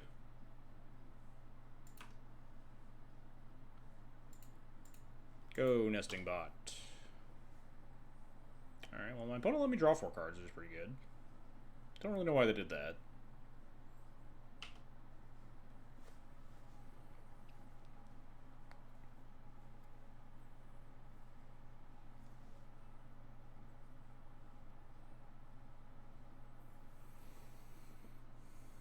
Missed their line drop. Also good for me.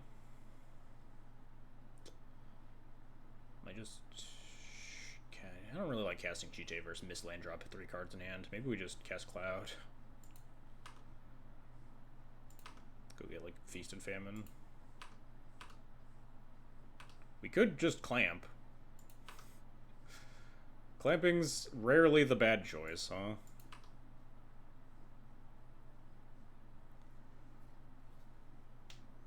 My opponent has Bowmasters, it kind of sucks. We already have 7 cards in hand versus 3. We're going to continue to have 7 cards in hand. Yeah, we're just going to Cloud. We have plenty of answers for stuff. We just want to, like, get my opponent dead, and the best way to do that is go tutor up a sort of Feast and Famine. Could also tutor up, like, Hand of Vecna, because it's cheaper into a bunch of removal spells. Like, I don't necessarily want to just equip my slam sword and equip it next turn.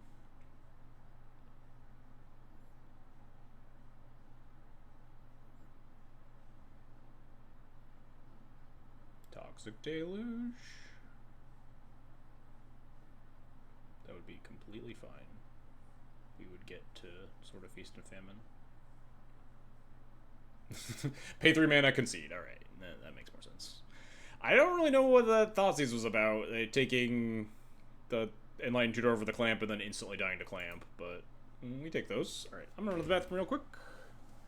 So actually, we're just gonna giveaway while we're doing this, huh? What's our giveaway? Word of the day. I feel like it should just always be Clamp, huh? Clamp is just so fucking busted, man. I don't know why they keep letting me do this. Well, I guess I do know. It's because they haven't had a BNR yet. Why can I never find my little title thingy? I did blind. There it is. Oh, it's already preset to Clamp because we did that last week. Well, it's still going to be Clamp because Clamp is still good. Alright, exclamation point giveaway, Clamp. Type Clamp in the chat if you want your chance at 120 play points, courtesy of Daybreak Games. I'm going to run to the bathroom real quick, and we'll finish out this league, the last couple of matches. Be right back. Ugh.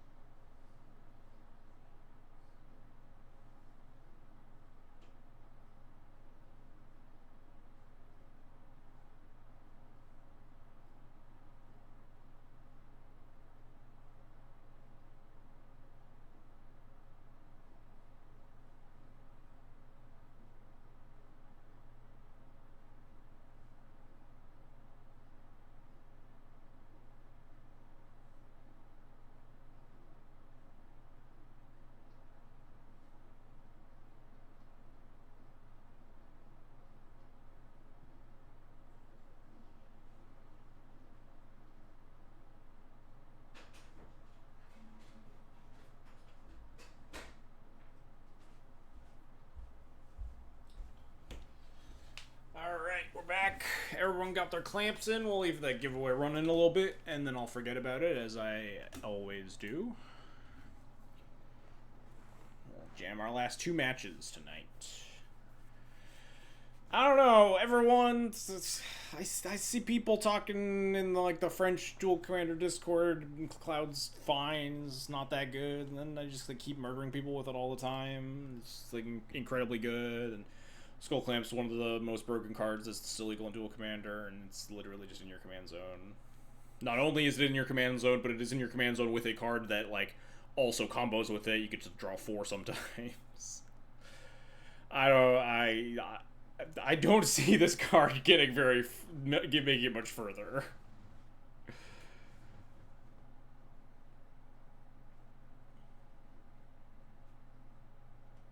It might survive the July BNR by virtue of not really seeing a lot of paper play. Maybe makes it to September, which is unfortunately right before Eternal Weekend. So if Eternal Weekend, if I do manage to get a Duel Commander event at Eternal Weekend, then the BNR will be right before it, and I'll have to be is Cloud gonna get banned? If we're on the draw, this is gonna be nuts. Alright, so usually when I see this deck, it's been Mardu Reanimator, which Cloud is pretty nice against because you can tutor Lion Sash. That being said, this hand kinda ass. Jolted Awake's kind of nice because it's like insurance on your Lion Sash. No 1-drop kind of sucks, but if we go turn 2 Cloud, turn 3 Sash, hold up a mana with Jolted Awake backup, it is kind of nice. You're allowed to just keep 5 land nothing against this. Kind of want to. Maybe we just go get Clamp. Clamp seems greedy. Keeping this is maybe also greedy, huh? Try to build Cloud and Brawl, but none of the good equipment's on Arena. Yeah, the problem is that your deck is built around built around Skull Clamp, and then right below it in the tier 2 is Pre-War, Form War, and GT, and then all the other equipment are kind of trash. So, building your deck when you don't have any of those is pretty rough.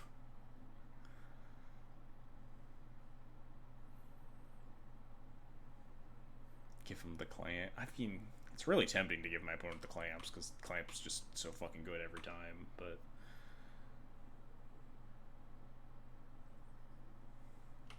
But I should probably be responsible and go grab Lion Sash versus Celeste, huh?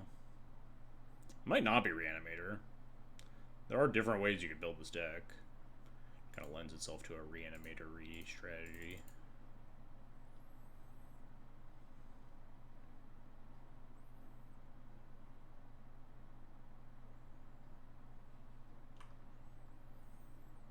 I should probably just get Lion Sash, huh? Lion Sash with Jolted Awake backup. It is a little bit awkward that there's a chance that, they can kill. Oh, shit. I kind of want to leave this in the yard so I can Jolted Awake it. A little bit risky versus discard spells. I'm going to put him back in the command zone. We're going to cast Sash next turn probably anyway. They're not super good at, just going off from nothing.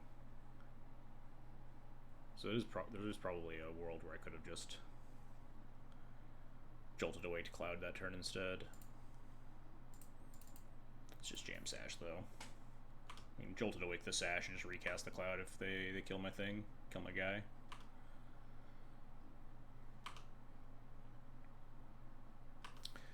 Is there a reason that I would ever eat their cards? Not really. I'm just thinking about, if they kill this again, do I hold up Plow for something? Or do I just, eat a random, eat their Lightning Bolt for no reason?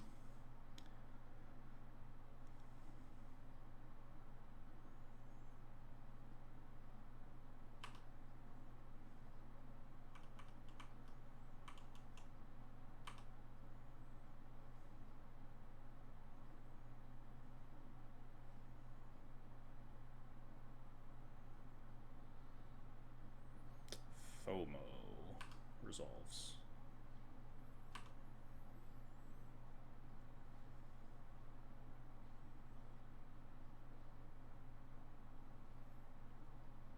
Thought sees me. I probably don't plow this. Because I don't really care about it that much. If they want to take the plow, then I get to keep like the Skyclave and stuff. Or if I plow this kind of useless creature, it gives them the option to take these other cards. I think this is fine.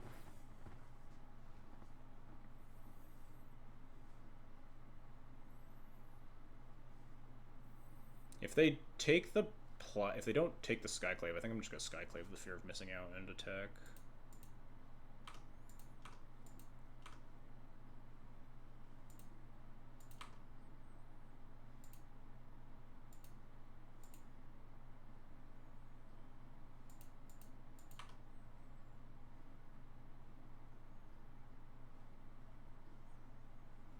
Tempting.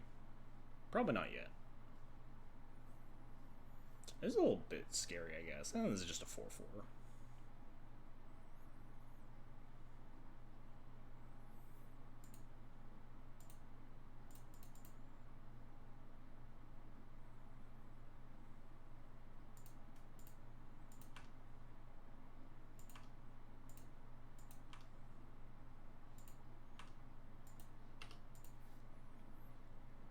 If they Celeste, I can probably just cast Cloud.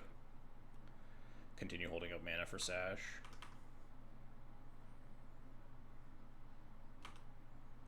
Draw step stop. I wonder if they top decked Metamorphosis Fanatic.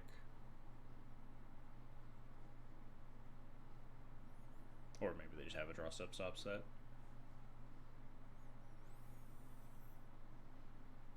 I maybe should have played the Gemstone Caverns that turn. Wasn't thinking about Armageddon. Uh-oh. Uh-oh. Oh, they stacked it wrong. We could eat the Solitude at least. Oh, which maybe is not good for me. They only have 2 cards left in hand, though. We'll see how bad this goes for me.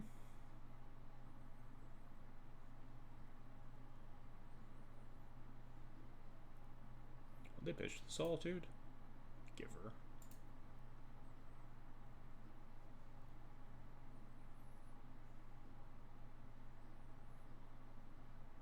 White. Celeste. So we have a important decision point here. They discard no cards? Huh? I guess you can just cantrip.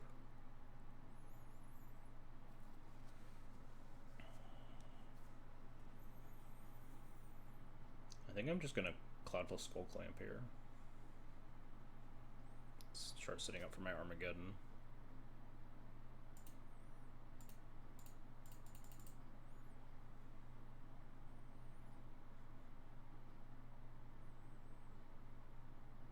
Discarding nothing is really weird. Good for me, at least. Means that there's no, like... If they had discarded, like, a giant creature, I would have been a lot more scared and maybe had to, like, cast Armageddon. And would have also potentially gotten punished for keeping this Gemstone Caverns, because it means I couldn't have white. I guess it doesn't matter. Cloud cost 4 mana. Yeah, we're just clamping here, I think. No, this other stuff's particularly enticing. Clamp lets us rebuild from an Armageddon.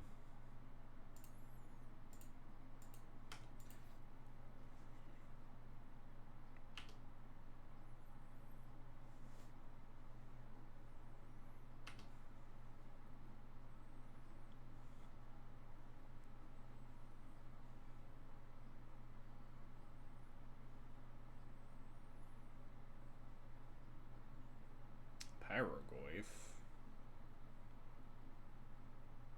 Okay. I'm just gonna leave him there.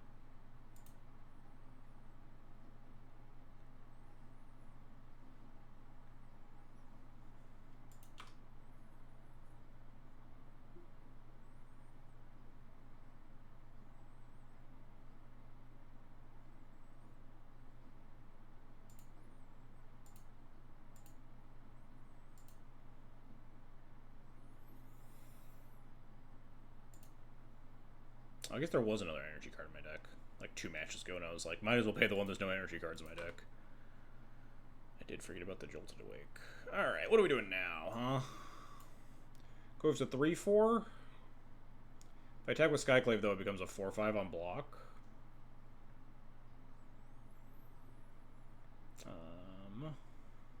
We don't have any creatures here to Formal War back, which would be nice. We could... this is my turn 6, so we could just play land Fire and Ice on Skyclave. Starting to lose the damage race a little bit, which is scary. I don't have War and Peace in my deck. War and Peace would be a pretty nice one. We could just get Formal Wear, Clamp Cloud, and then Formal Wear back Cloud. Or potentially, you know, like dig for interaction. I think I do just want Formal Wear. And then we just clamp him. Draw 4. Leave him in the graveyard again.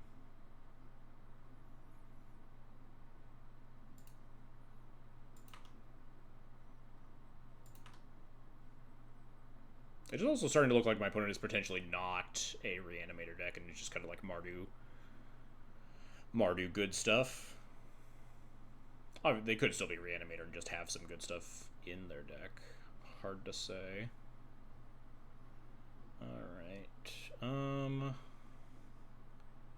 Formal War back Cloud makes him a 4-3. Go get, Masterwork and play Skrelv, I think.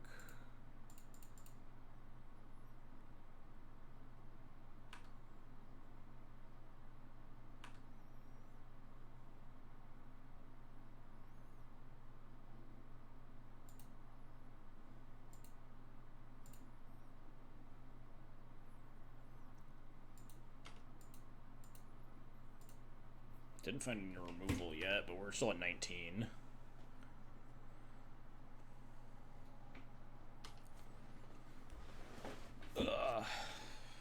Gotta be a little wary of blocking this Pyrogoyf.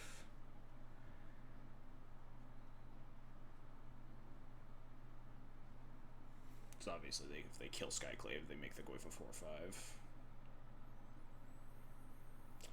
Parallax Wave! That's actually not that bad. We have Cathar Commando. No. Cloud can stay in the command zone. Or under the Parallax Wave. Not eating my Skyclave. Unfortunate, but good call.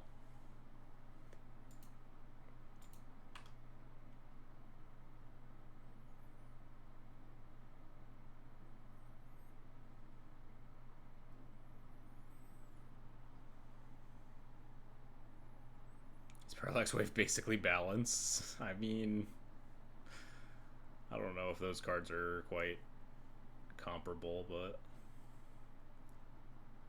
I have 6, 7 mana, so I have 4 mana. So I can get Jite online here.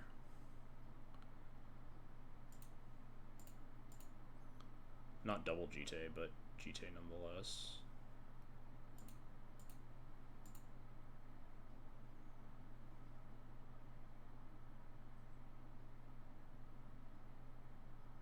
Oh, they get double Pyrogoyf, though. And double Sicilus. They can exile their own things. Oh, nope, they're just exiling my thing. Cool. Thanks. Love that for me. Nice. That worked out exceptionally well.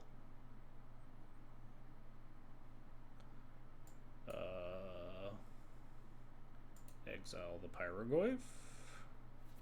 5/6 is pretty scary. Exiling the Celeste would be nice because I don't put a 4/4 underneath the Skyclave.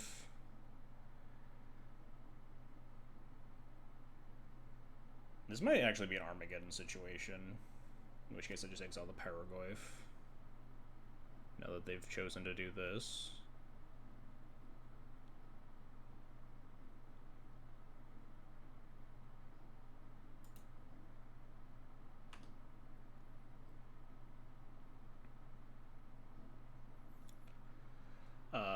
We just go get Jite because it's the cheapest. And we're probably going to cast Armageddon here.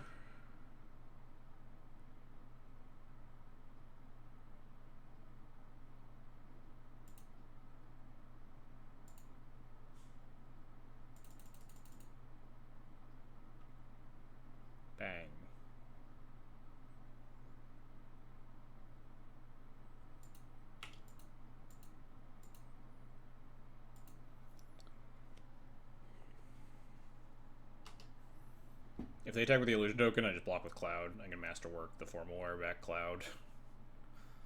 Then it's a 4/3 and can block the Celeste. And if they also have like Thought Seize or something, then it doesn't matter because Cloud costs 1,000,000 mana and I just resolve to Armageddon.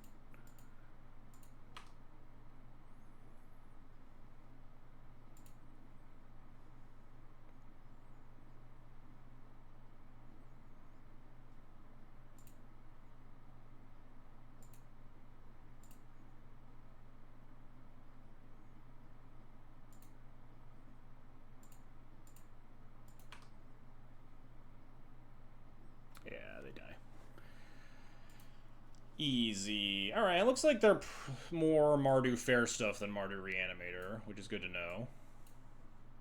Definitely would have grabbed Skull Clamp with my first Cloud had I known that from the start, but the last couple of times I saw Celeste, it was pretty solidly a reanimator deck. We'll run it back. How bad would that game have gone if they just left Skyclave in play and exiled their own Celeste and Pyroglyph to the Parallax Wave? They get to re-up the Pyroglyph and shoot one of my things.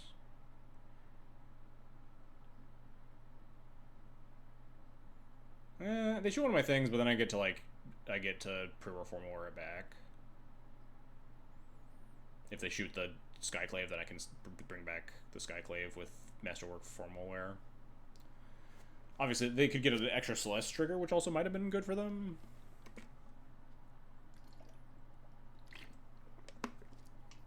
Ugh, this hand is awful. Alright, we will finally hit the mulligan button, huh? Mulligan button's pretty broken. Especially in Cloud. Skull Clamp can just renew your undo your mulligan so easily. Alright, this hand's pretty solid. I'm just gonna put back the Ravages. This definitely doesn't, like, Armageddon was, like, pretty awkward to fit in a spot that game. It's probably gonna be awkward, especially we're on the draw, we're on the back foot.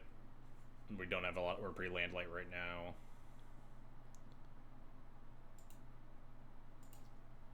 Well, if they are a reanimator, Ghost Vacuum's nice. And if they're not Ghost Vacuum, still pretty fun. A lot of decks have like incidental graveyard stuff, especially Celeste might just have some random incidental graveyard cards.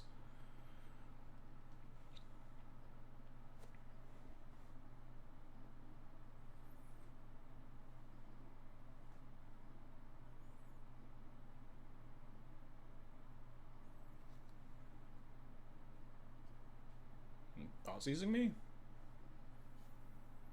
No, just main phase surveilling. Cool. I respect the F6 value.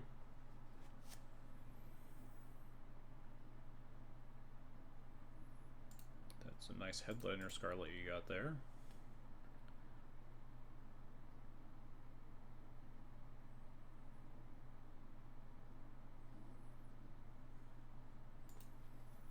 I will be taking it.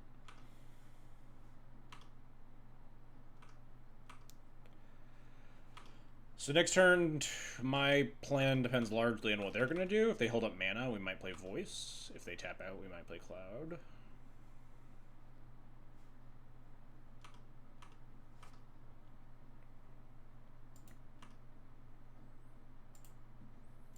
Yoink.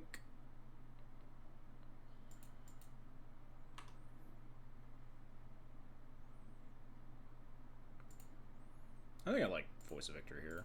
Just wastes their turn. They're not blue, so they can't counter it. Fetch tap land. Fetch my second Surveil. Yep. A little awkward that we're maybe not hitting this land drop. Mana Tithe. That would get me, yeah. But, I mean, that was going to get most of my plays. I did briefly think about just casting Hunted Witness and Lava Spur Roots, actually. Which would have been good against Mana Tithe, but alas. You cannot cast a spell. You can cycle something. Troll of Khazad-dûn. Alright. My guess would be that they're not a reanimator deck, but might have like just some of the more efficient reanimator cards, like Animate Dead, just because they're decent with Celeste and it's easy to like kind of activate them. Like they probably don't have like Archon and stuff. My guy. Sure.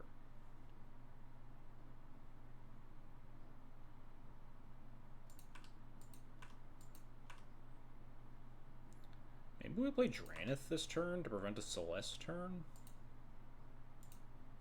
Eat your troll. Land, easy, bang. That's not a land. Maybe we just have to play Cloud to get Clamp in our hand. So we can draw out of this.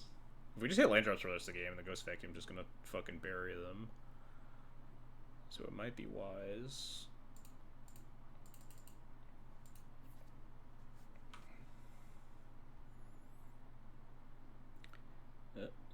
Clamping time. We also have Forge Anew in our hand, which now protects the Clamp, potentially, if we draw a third land.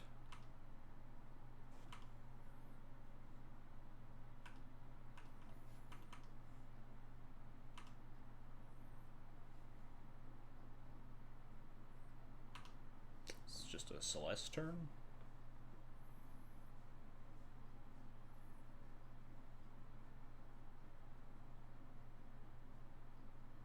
Pyroglyph. Yeah, I guess Cloud's going back to the command zone now. If we draw a land, we have Hunted Witness at least.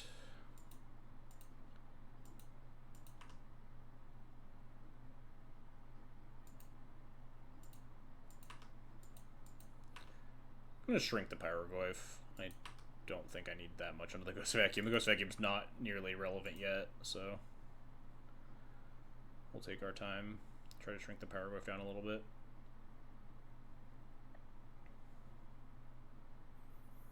Untap. If we draw the land, we just Clamp Witness. If we don't draw the land, I think we just play like Witness plus Boots. Don't really think I want to expose the Skull Clamp to potential shatter. It does protect you from discard, so win some, lose some, I guess. We do want to play the Clamp just because it's mana efficient.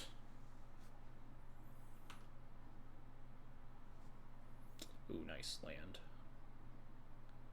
That's very good. Means we can do everything.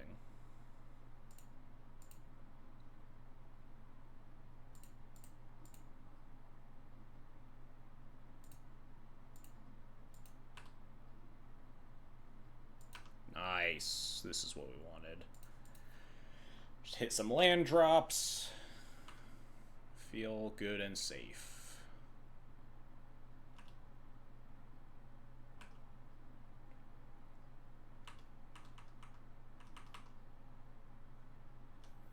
Would like a removal spell. Pyroglyph plus Celeste is going to beat us down a little bit. Hey, Cyan47, thanks for the follow. Appreciated. Everyone, the Clamp giveaway is still alive. We'll probably end it after this match, so if you want to type Clamp in the chat, get your chance at 120 play points still. Witch Enchanter, that's kind of fine. We have Forge Anew if they kill the Clamp. If they go for the Ghost Vacuum. This Ghost Vacuum was going to fucking put him in the blender in 3 turns, so I honestly kind of get it.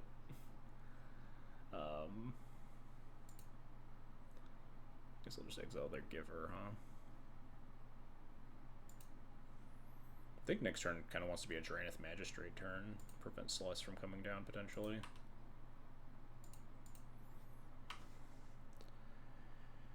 Do I Clamp my Lifelinker?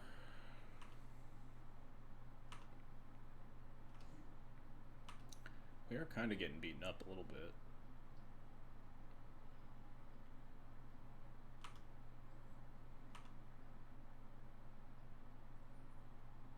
Talon Gates. I have to spend my whole turn to befog the Goyf. Which I don't love. But if I think I Clamp this.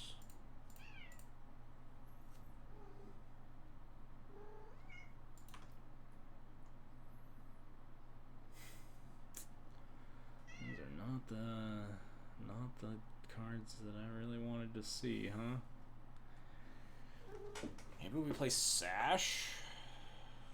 They have 3 cards left. Maybe it's just Dranith. Dranith does like block the Witch Enchanter if it stays alive. It's mana inefficient, but Could clamp it, but then I don't get to block. I think we'll just drain it plus play boots.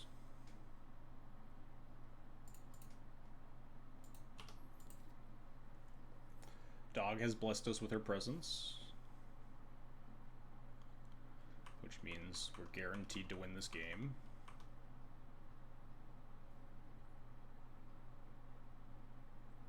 Demonic Tutor. Always a scary card to watch resolve. This could literally be anything.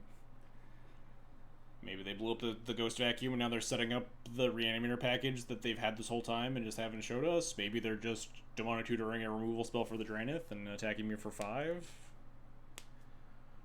Hard to say.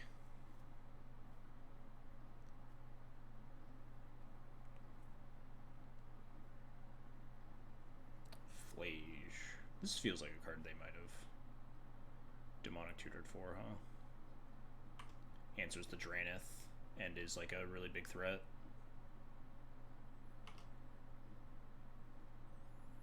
But we also have Lion Sash.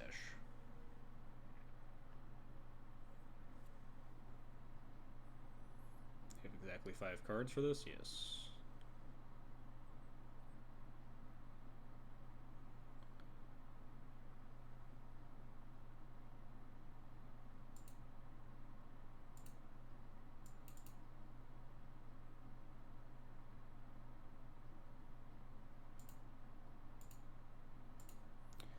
Eat the Flage. I can shrink Goyf by 2 if I just leave up all my things, or I could equip Clamp to Sash to protect it from a removal spell. Like if it gets removed and I get to draw 2 again, then I can't block the Goyf, but I can make it a 3/4 eating my own Ghost Vacuum, which is probably fine. I also can't block this, which means I'm taking 5 going to 6, which is a little bit low. Whereas if I don't equip the Clamp, then I can block the Witch Enchanter. Because I'll be 3 power at least. I'll probably equip the boots if I don't equip the Clamp just to give it ward. Might be okay against a Celeste cast. I think I'm fine just giving it the boots here. Giving it ward 1 and then being able to eat my Ghost Vacuum to make it a 4/3 to block the Witch Enchanter.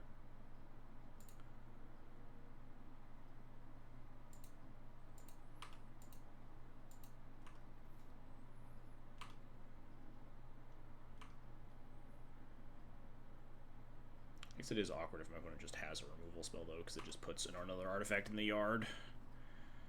I guess then I just eat the Demonic Tutor instead. But that does also put instant in the yard. What's... Celeste? Yes.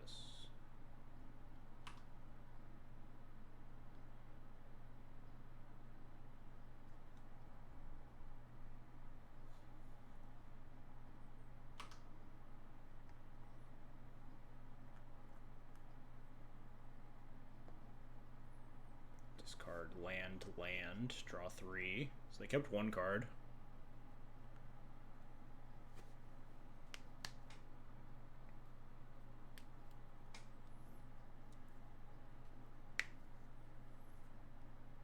Thoughtseize is fine. It does beef up their Tarmogoyf, Paragoyf, whatever. Because they get to take an enchantment or an artifact. But it means that my Sash is probably living. Makes sense. Masterwork's pretty bad on this board. We can notably Masterwork a Lion Sash if we really want to. Sure.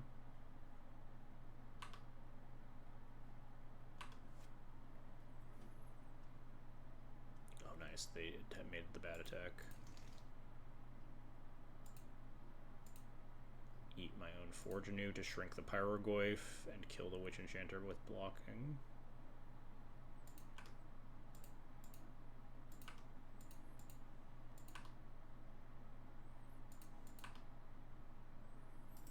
Oh, it's 4 mana right now? Yeah.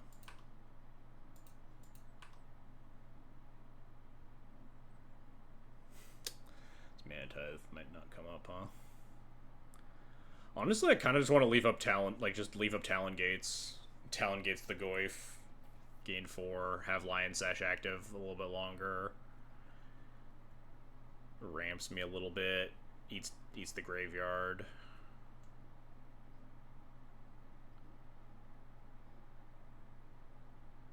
I might even have enough white to, like, chew down the graveyard to the point that the Pyroglyph can't attack.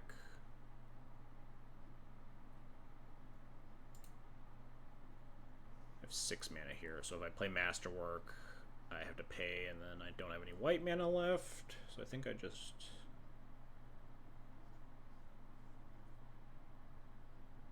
wait. Debating on equipping Clamp or not. If I equip Clamp, I can't block Celeste. Well, I can. At that point, I'm trading. Which is probably good enough, honestly.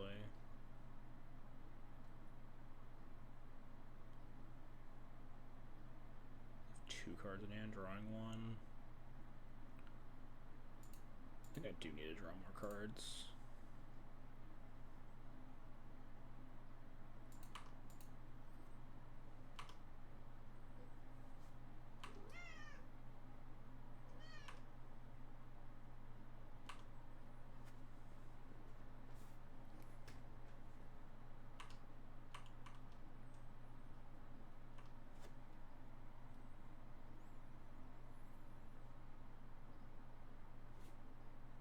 Voice of Victory, that's fine.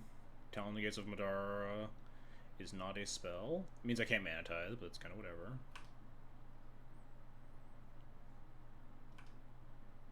This is not on attack, right? It's just enter. Sure.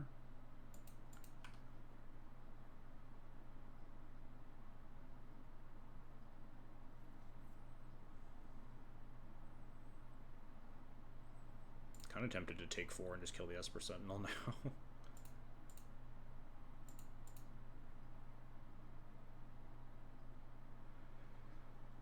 I could even take 3 if I phase out the Celeste instead and block the Esper Sentinel and then eat the Ghost Vacuum.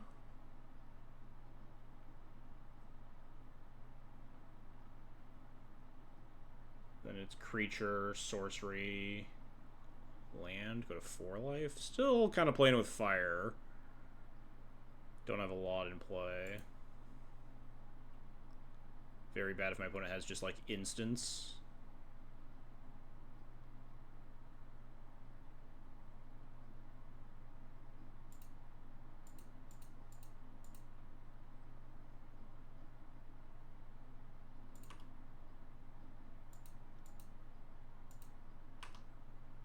Also just block the Pyroglyph, huh? Go to 6, draw 2.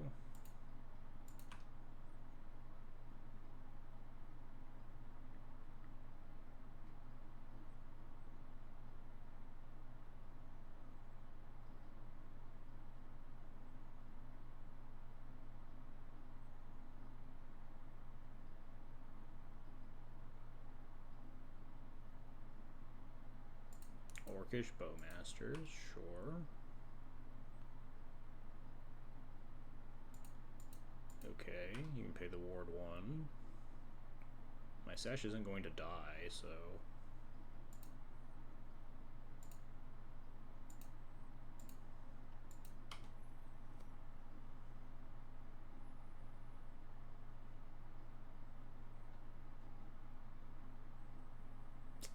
Unfortunately, are staring down a ton of creatures on the opposing side, though.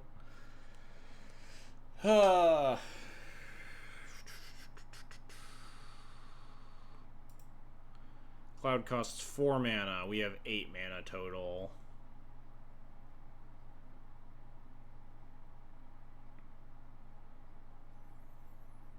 I can make 3. If I make 3 blockers, I'm dead on board. If I cloud into Formal Wear back, Drannith Magistrate, Master of Ingenuity back, Hunted Witness, that's 4 blockers?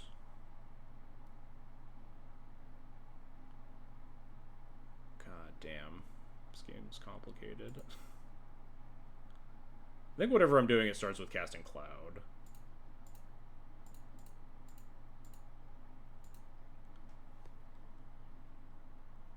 I could get Jite here. I don't think that does it. Almost certainly doesn't.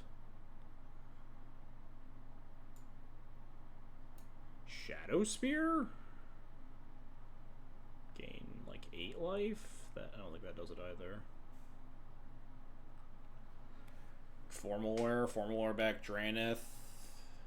Masterwork, Formalware back Voice of Victory. Just make as many bodies as possible. I died to a single removal spell, but seems like my best option.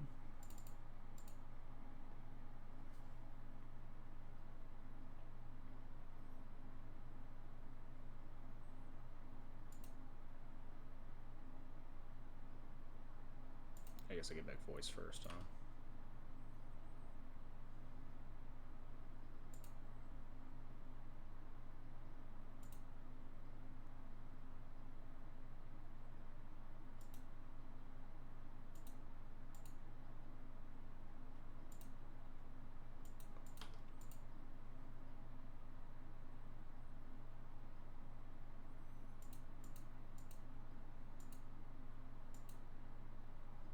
I think this leaves me alive. Dead to a stiff breeze, but alive.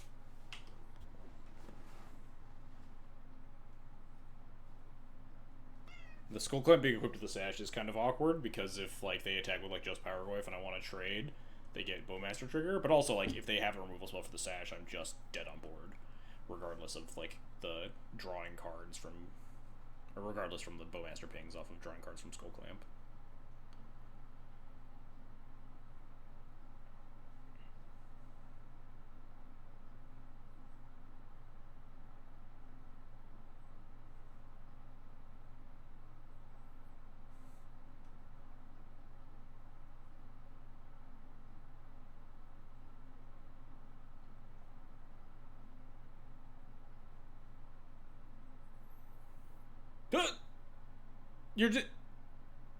You're just dead? You just give up?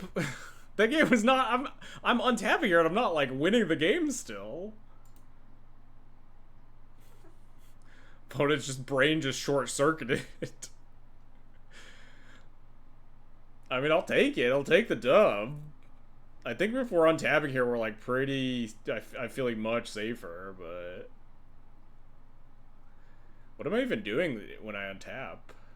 Like, I can't clamp anything. Maybe it's like Wisp out Bowmaster, clamp Cloud draw 4, try to hit something, but then like I'm still like,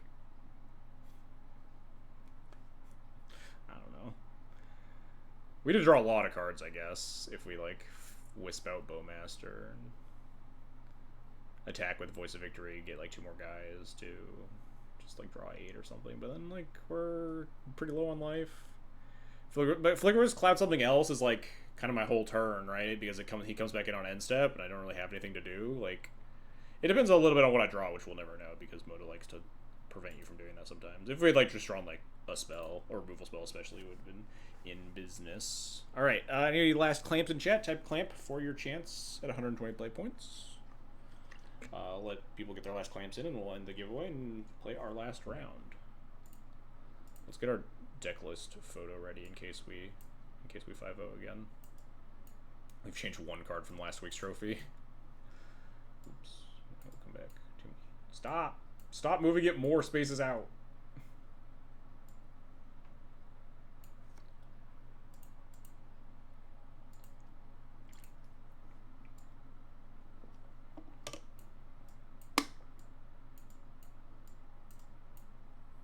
These giveaways are just state-sponsored nepotism.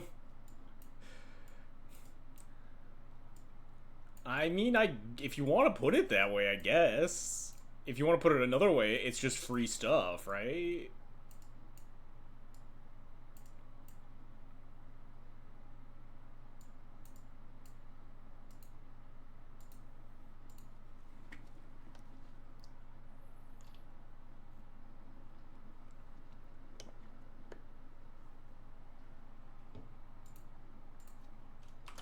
Give Giveaway.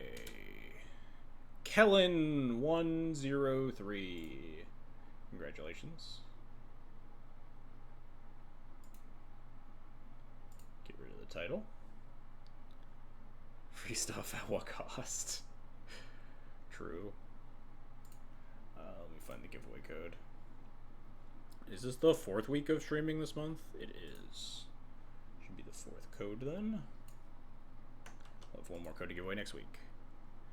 Nepotism in that the winner is right. Oh, I see. Okay, I thought you were talking about nepotism as in like the giveaways for like the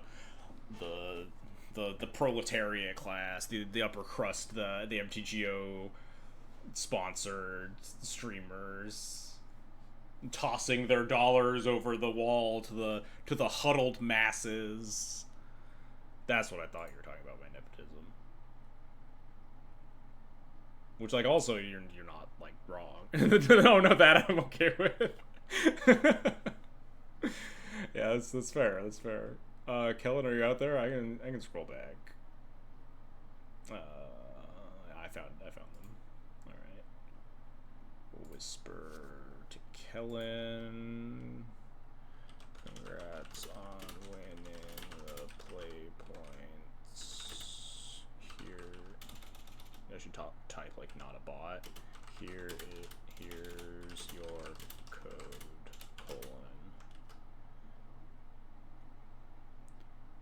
Postcode. All right, they do have whispers on. Double check that this is in fact the right code. Yep. All right, we're good to go. Congrats again to Kellen103. If the code doesn't work, let me know. I've never had it not work except for the one time I sent the wrong code. But I think they mostly ironed that stuff out. There was like some stuff in like the first couple of weeks or first couple of months where people were getting codes that didn't work or something. But I've never heard a concern.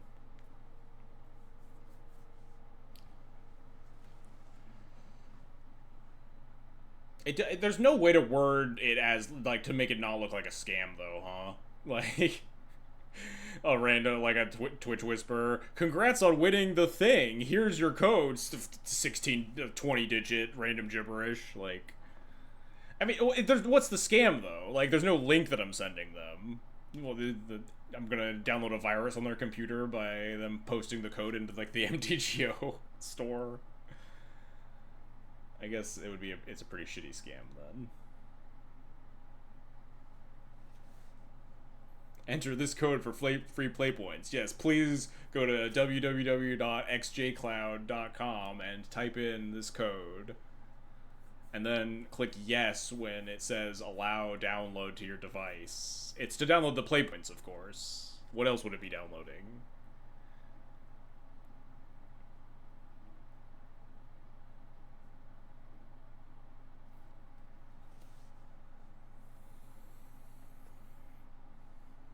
Final boss time.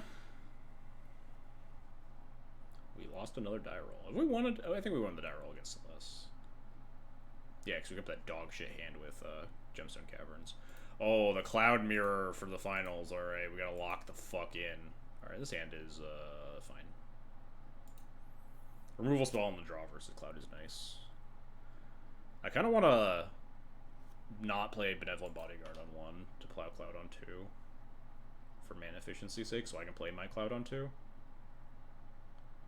It's kind of horrible for me if my opponent does not cast their Cloud, though. Oh, never mind. This Mana Tide is also just fucking getting them. The Mirror should be interesting. Yeah, I've played the Mirror a couple of times. I think if they're playing the bad list that people keep playing in challenges, I feel favored. Cloud. Oh, damn it. I mean, I think I just let this... No, yeah, I just Mana Tide it. You can't really Mana Tide the Cloud on turn 3. We'll just have Plow. Where were you on turn 0? It's just clamp time. It's sometimes GJ time in the Mirror, but our hand is just like pretty pitiful. I think it's just time for the old clamping. I mean, like clamp Cloud and plow their Cloud or something.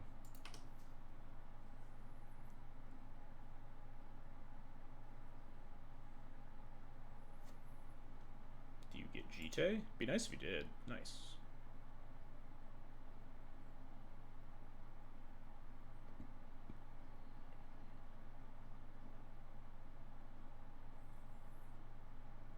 Aid's nice as well. It means we can draw 4 cards on their turn. And I don't have to move to discard. So I think I just like land Aid go. So I can hold up Clamp plus Plow. We also don't have to try to clamp the Cloud into like a potential removal spell. We could just untap and then Bodyguard. And then clamp the next turn.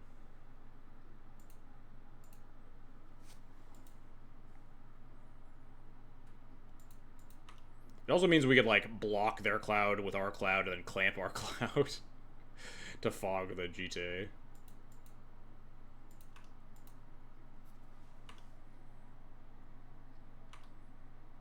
I actually should have played a Ganjo Castle. So they can't, like, it's actually just horrible for them to attack. I don't think it's going to really matter, but we'll see. Wow, they're just going for it, huh? Go ahead, yeah, spend your whole turn doing this. Fine by me.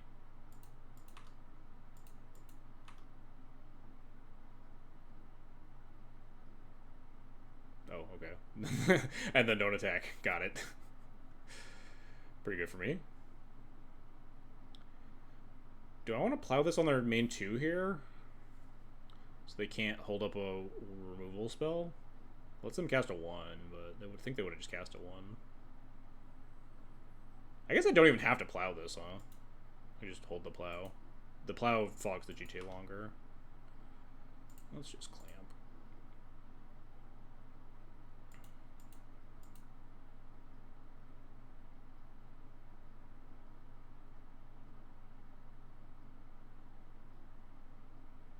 Did they actually have the... No, they're just floating mana for no reason. Deal.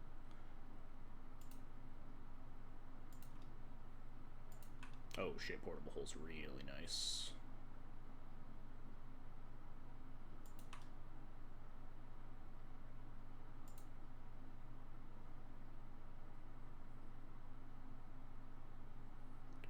Nine cards in hand. We just Bodyguard, Portable Hole to Skrelv Shadow Spear.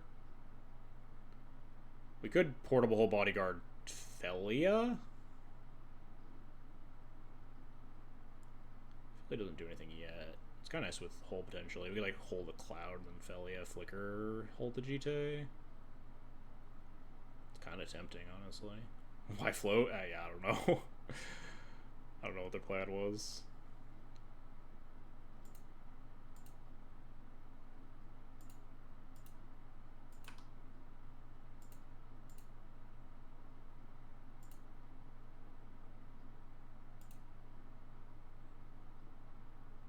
I think just getting the Felia online is probably better than like the Skrelv.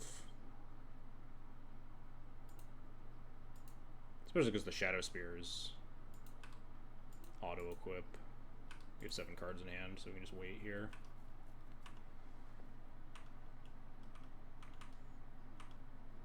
We can always like attack and flicker their stuff. Or not. We also, this holds up like Plow if they have like that, yeah.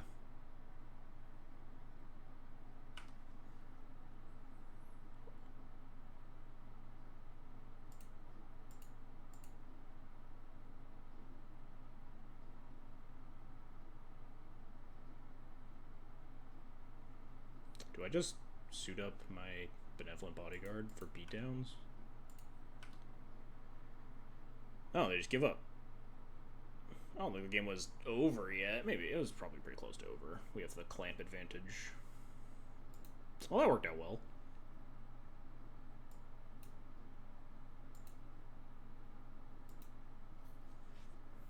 It's really funny, I never had the opportunity before to do the Skull Clamp plus Sigarda's Aid to fog a GT. Not that it didn't actually come up, but, you know, it prevented my opponent from attacking there. This hand's a little light on removal. It does have a Ganja to potentially stop a GT if they're going for that. It also has just, like, a lot of really good cards, so I think we're just going to keep. Paid actor allegations unbeaten. How am I a paid actor? Or how is my opponent a paid actor? What did they do?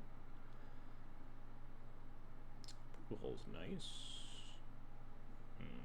They just cast Cloud next turn. Kind of want to play Pride more than Mom.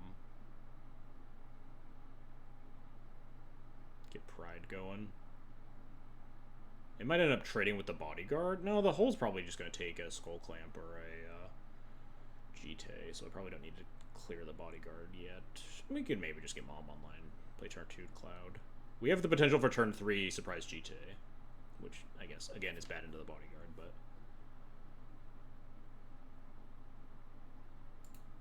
I think I want a Mom here. If they're gonna scoop early, they might as well scoop now. Fair enough. It definitely felt like a little bit of an early scoop, but... Alright, you just get GT again?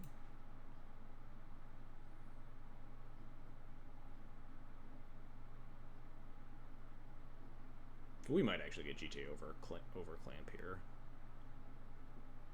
given the context of our hand.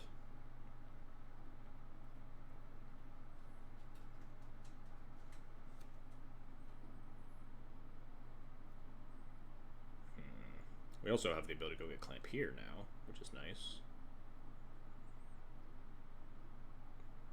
I think we will match them, and we're likely to just, like, Hull plus Stoneforge, or like Hull plus Ocelot Pride or something on turn 3.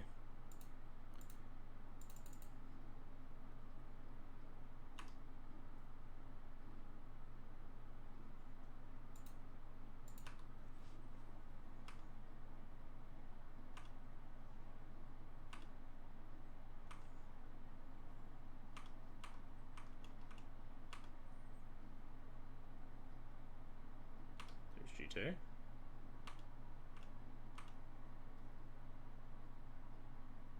Mom's cooler than their mom is definitely better.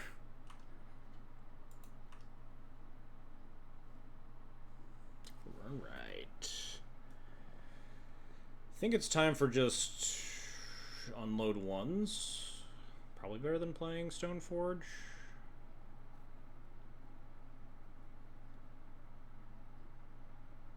Our mom brings good for such a soccer practice.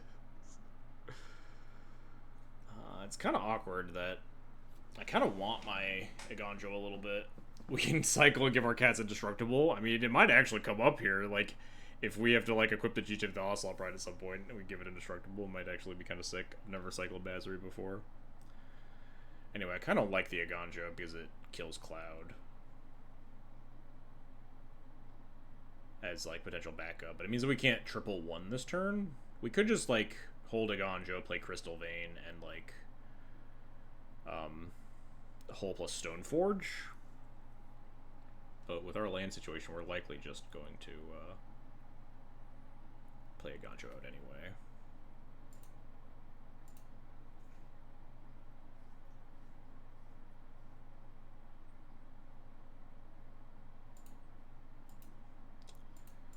The real question is, do we just full send with the mom next turn?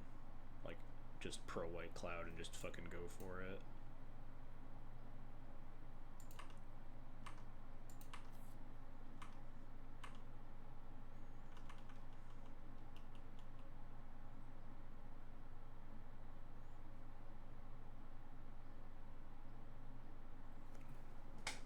It's just that easy, folks.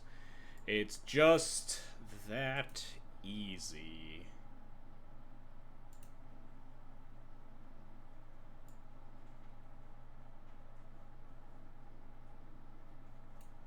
Bam. I mean, don't know what's in their hand, but like, I assume they just don't have an answer for my GT, and they know that I'm just gonna put them in the dirt next turn. What's the dual commander competitive like on MTGO? What do you mean? Like, how competitive is it, or well, what's the competition like? The challenges, or the mini challenges, the trials or whatever they're called, they're like very competitive. Like, only the killers come out. The leagues are a little bit less so, but that's kind of the case for most formats, right? Leagues are filled with a lot of like people just trying stuff with a mix of good decks.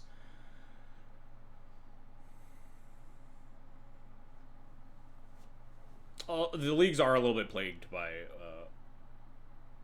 win traders, I think. I don't have 100% firm evidence, but I'm pretty confident that there are some win traders out there. Am I doing the French Discord right? What is est? I don't know. I don't know what this means.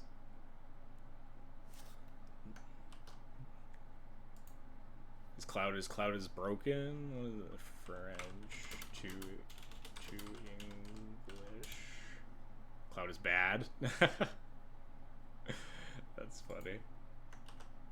Is bad, correct? Yeah. Cloud's bad. Look, Cloud lost. Like, can't. How do you explain that? Riddle me that one. Was that a 10-0, by the way? Hell yeah! Look at that. Clean 5-0 10-0. Incredible.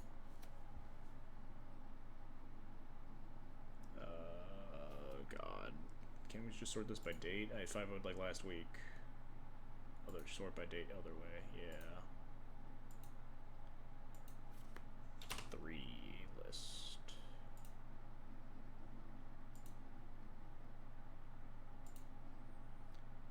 Cloud bad. Confirmed.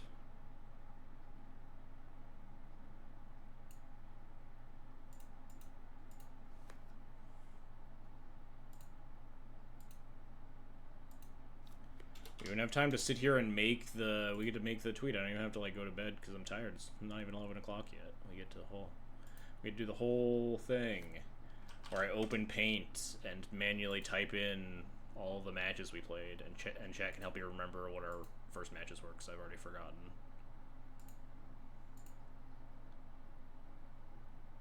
Someday there will be a dual competitive tournament of Magic where you can win a $10,000 pro or something. God, I wish. Is this like a real French dual commander Discord copy pasta? Cloud is unplayable because there was none in the second round of the French Cup.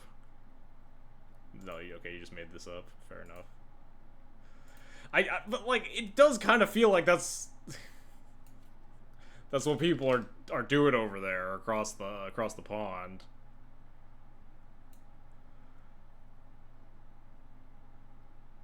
Yeah, I don't understand why it just feels broken all the time. I don't get it. People should just play the deck. And like, maybe people are playing the bad deck, and I get it a little bit. They should just play the good Cloud deck instead. What do we play against? Celeste. Oh, we played against Oops, right? It was mono red and then Oops. Kellen. No, it was Zergo. Not that that distinction really matters.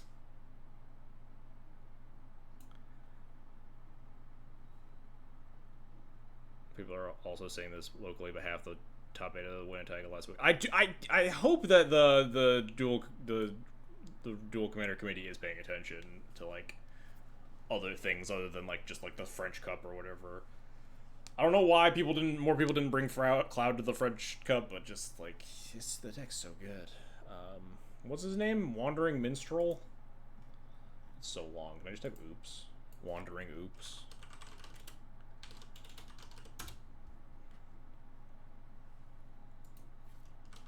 Wandering. I didn't have enough space for this. Minstrel Oops. Minstrel Oops. That probably works.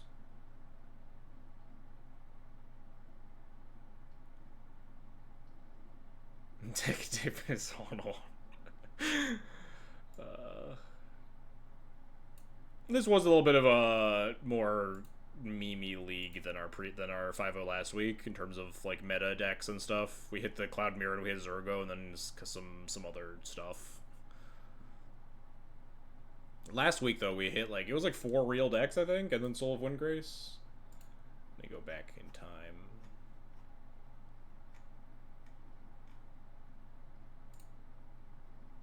There's me trophying. Yeah, VV Lier, Soul of Windgrace, Kellen, Kefka. It's like a bunch of pretty real stuff. And then Soul of Windgrace. Sorry also if you're out there. the Soul of Windgrace Believer. I hope that your deck is cool and that you try out Hearthhole. What's this guy? This guy Hearthhole the World Seed. This card seems like kind of cool in like a like slow grindy Jund deck, and it seems kind of much better than Soul of Windgrace does.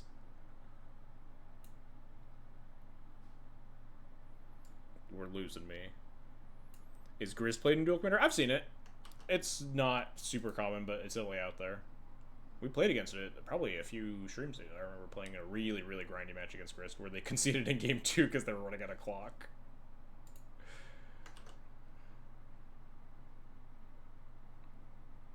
I'm done vomiting back yet. What is Pince Crane? The one's not translating for me.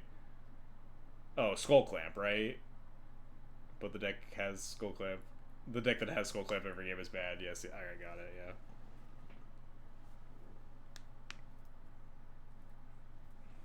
I did use context clues to put together that, like, the pincer and, like, crane kind of, like, clamp adjacent. We figured it out. Skull Clamp, genuinely, like, one of the most broken cards in Duel Commander. If you look at like the most played cards in Duel Commander, they're like a bunch of removal spells and Skull Clamp. Yeah, Pinch Cranium. Yeah, that makes sense.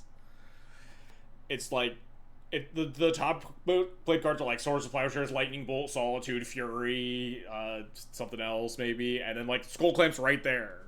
Just like one of the best cards in the format, but no, the deck that not only gets to put Skull Clamp to play every single fucking game, but also the commander doubles your Skull Clamp when you clamp Cloud. You draw 4 cards for no reason. Like, nope, deck's bad, I guess.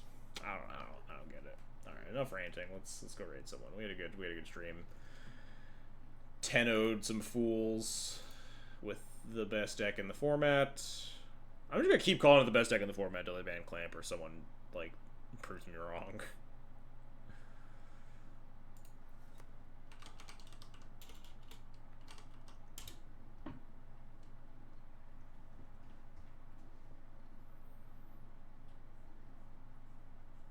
There's Harain. He's always there. He's always there for me when I need someone to raid.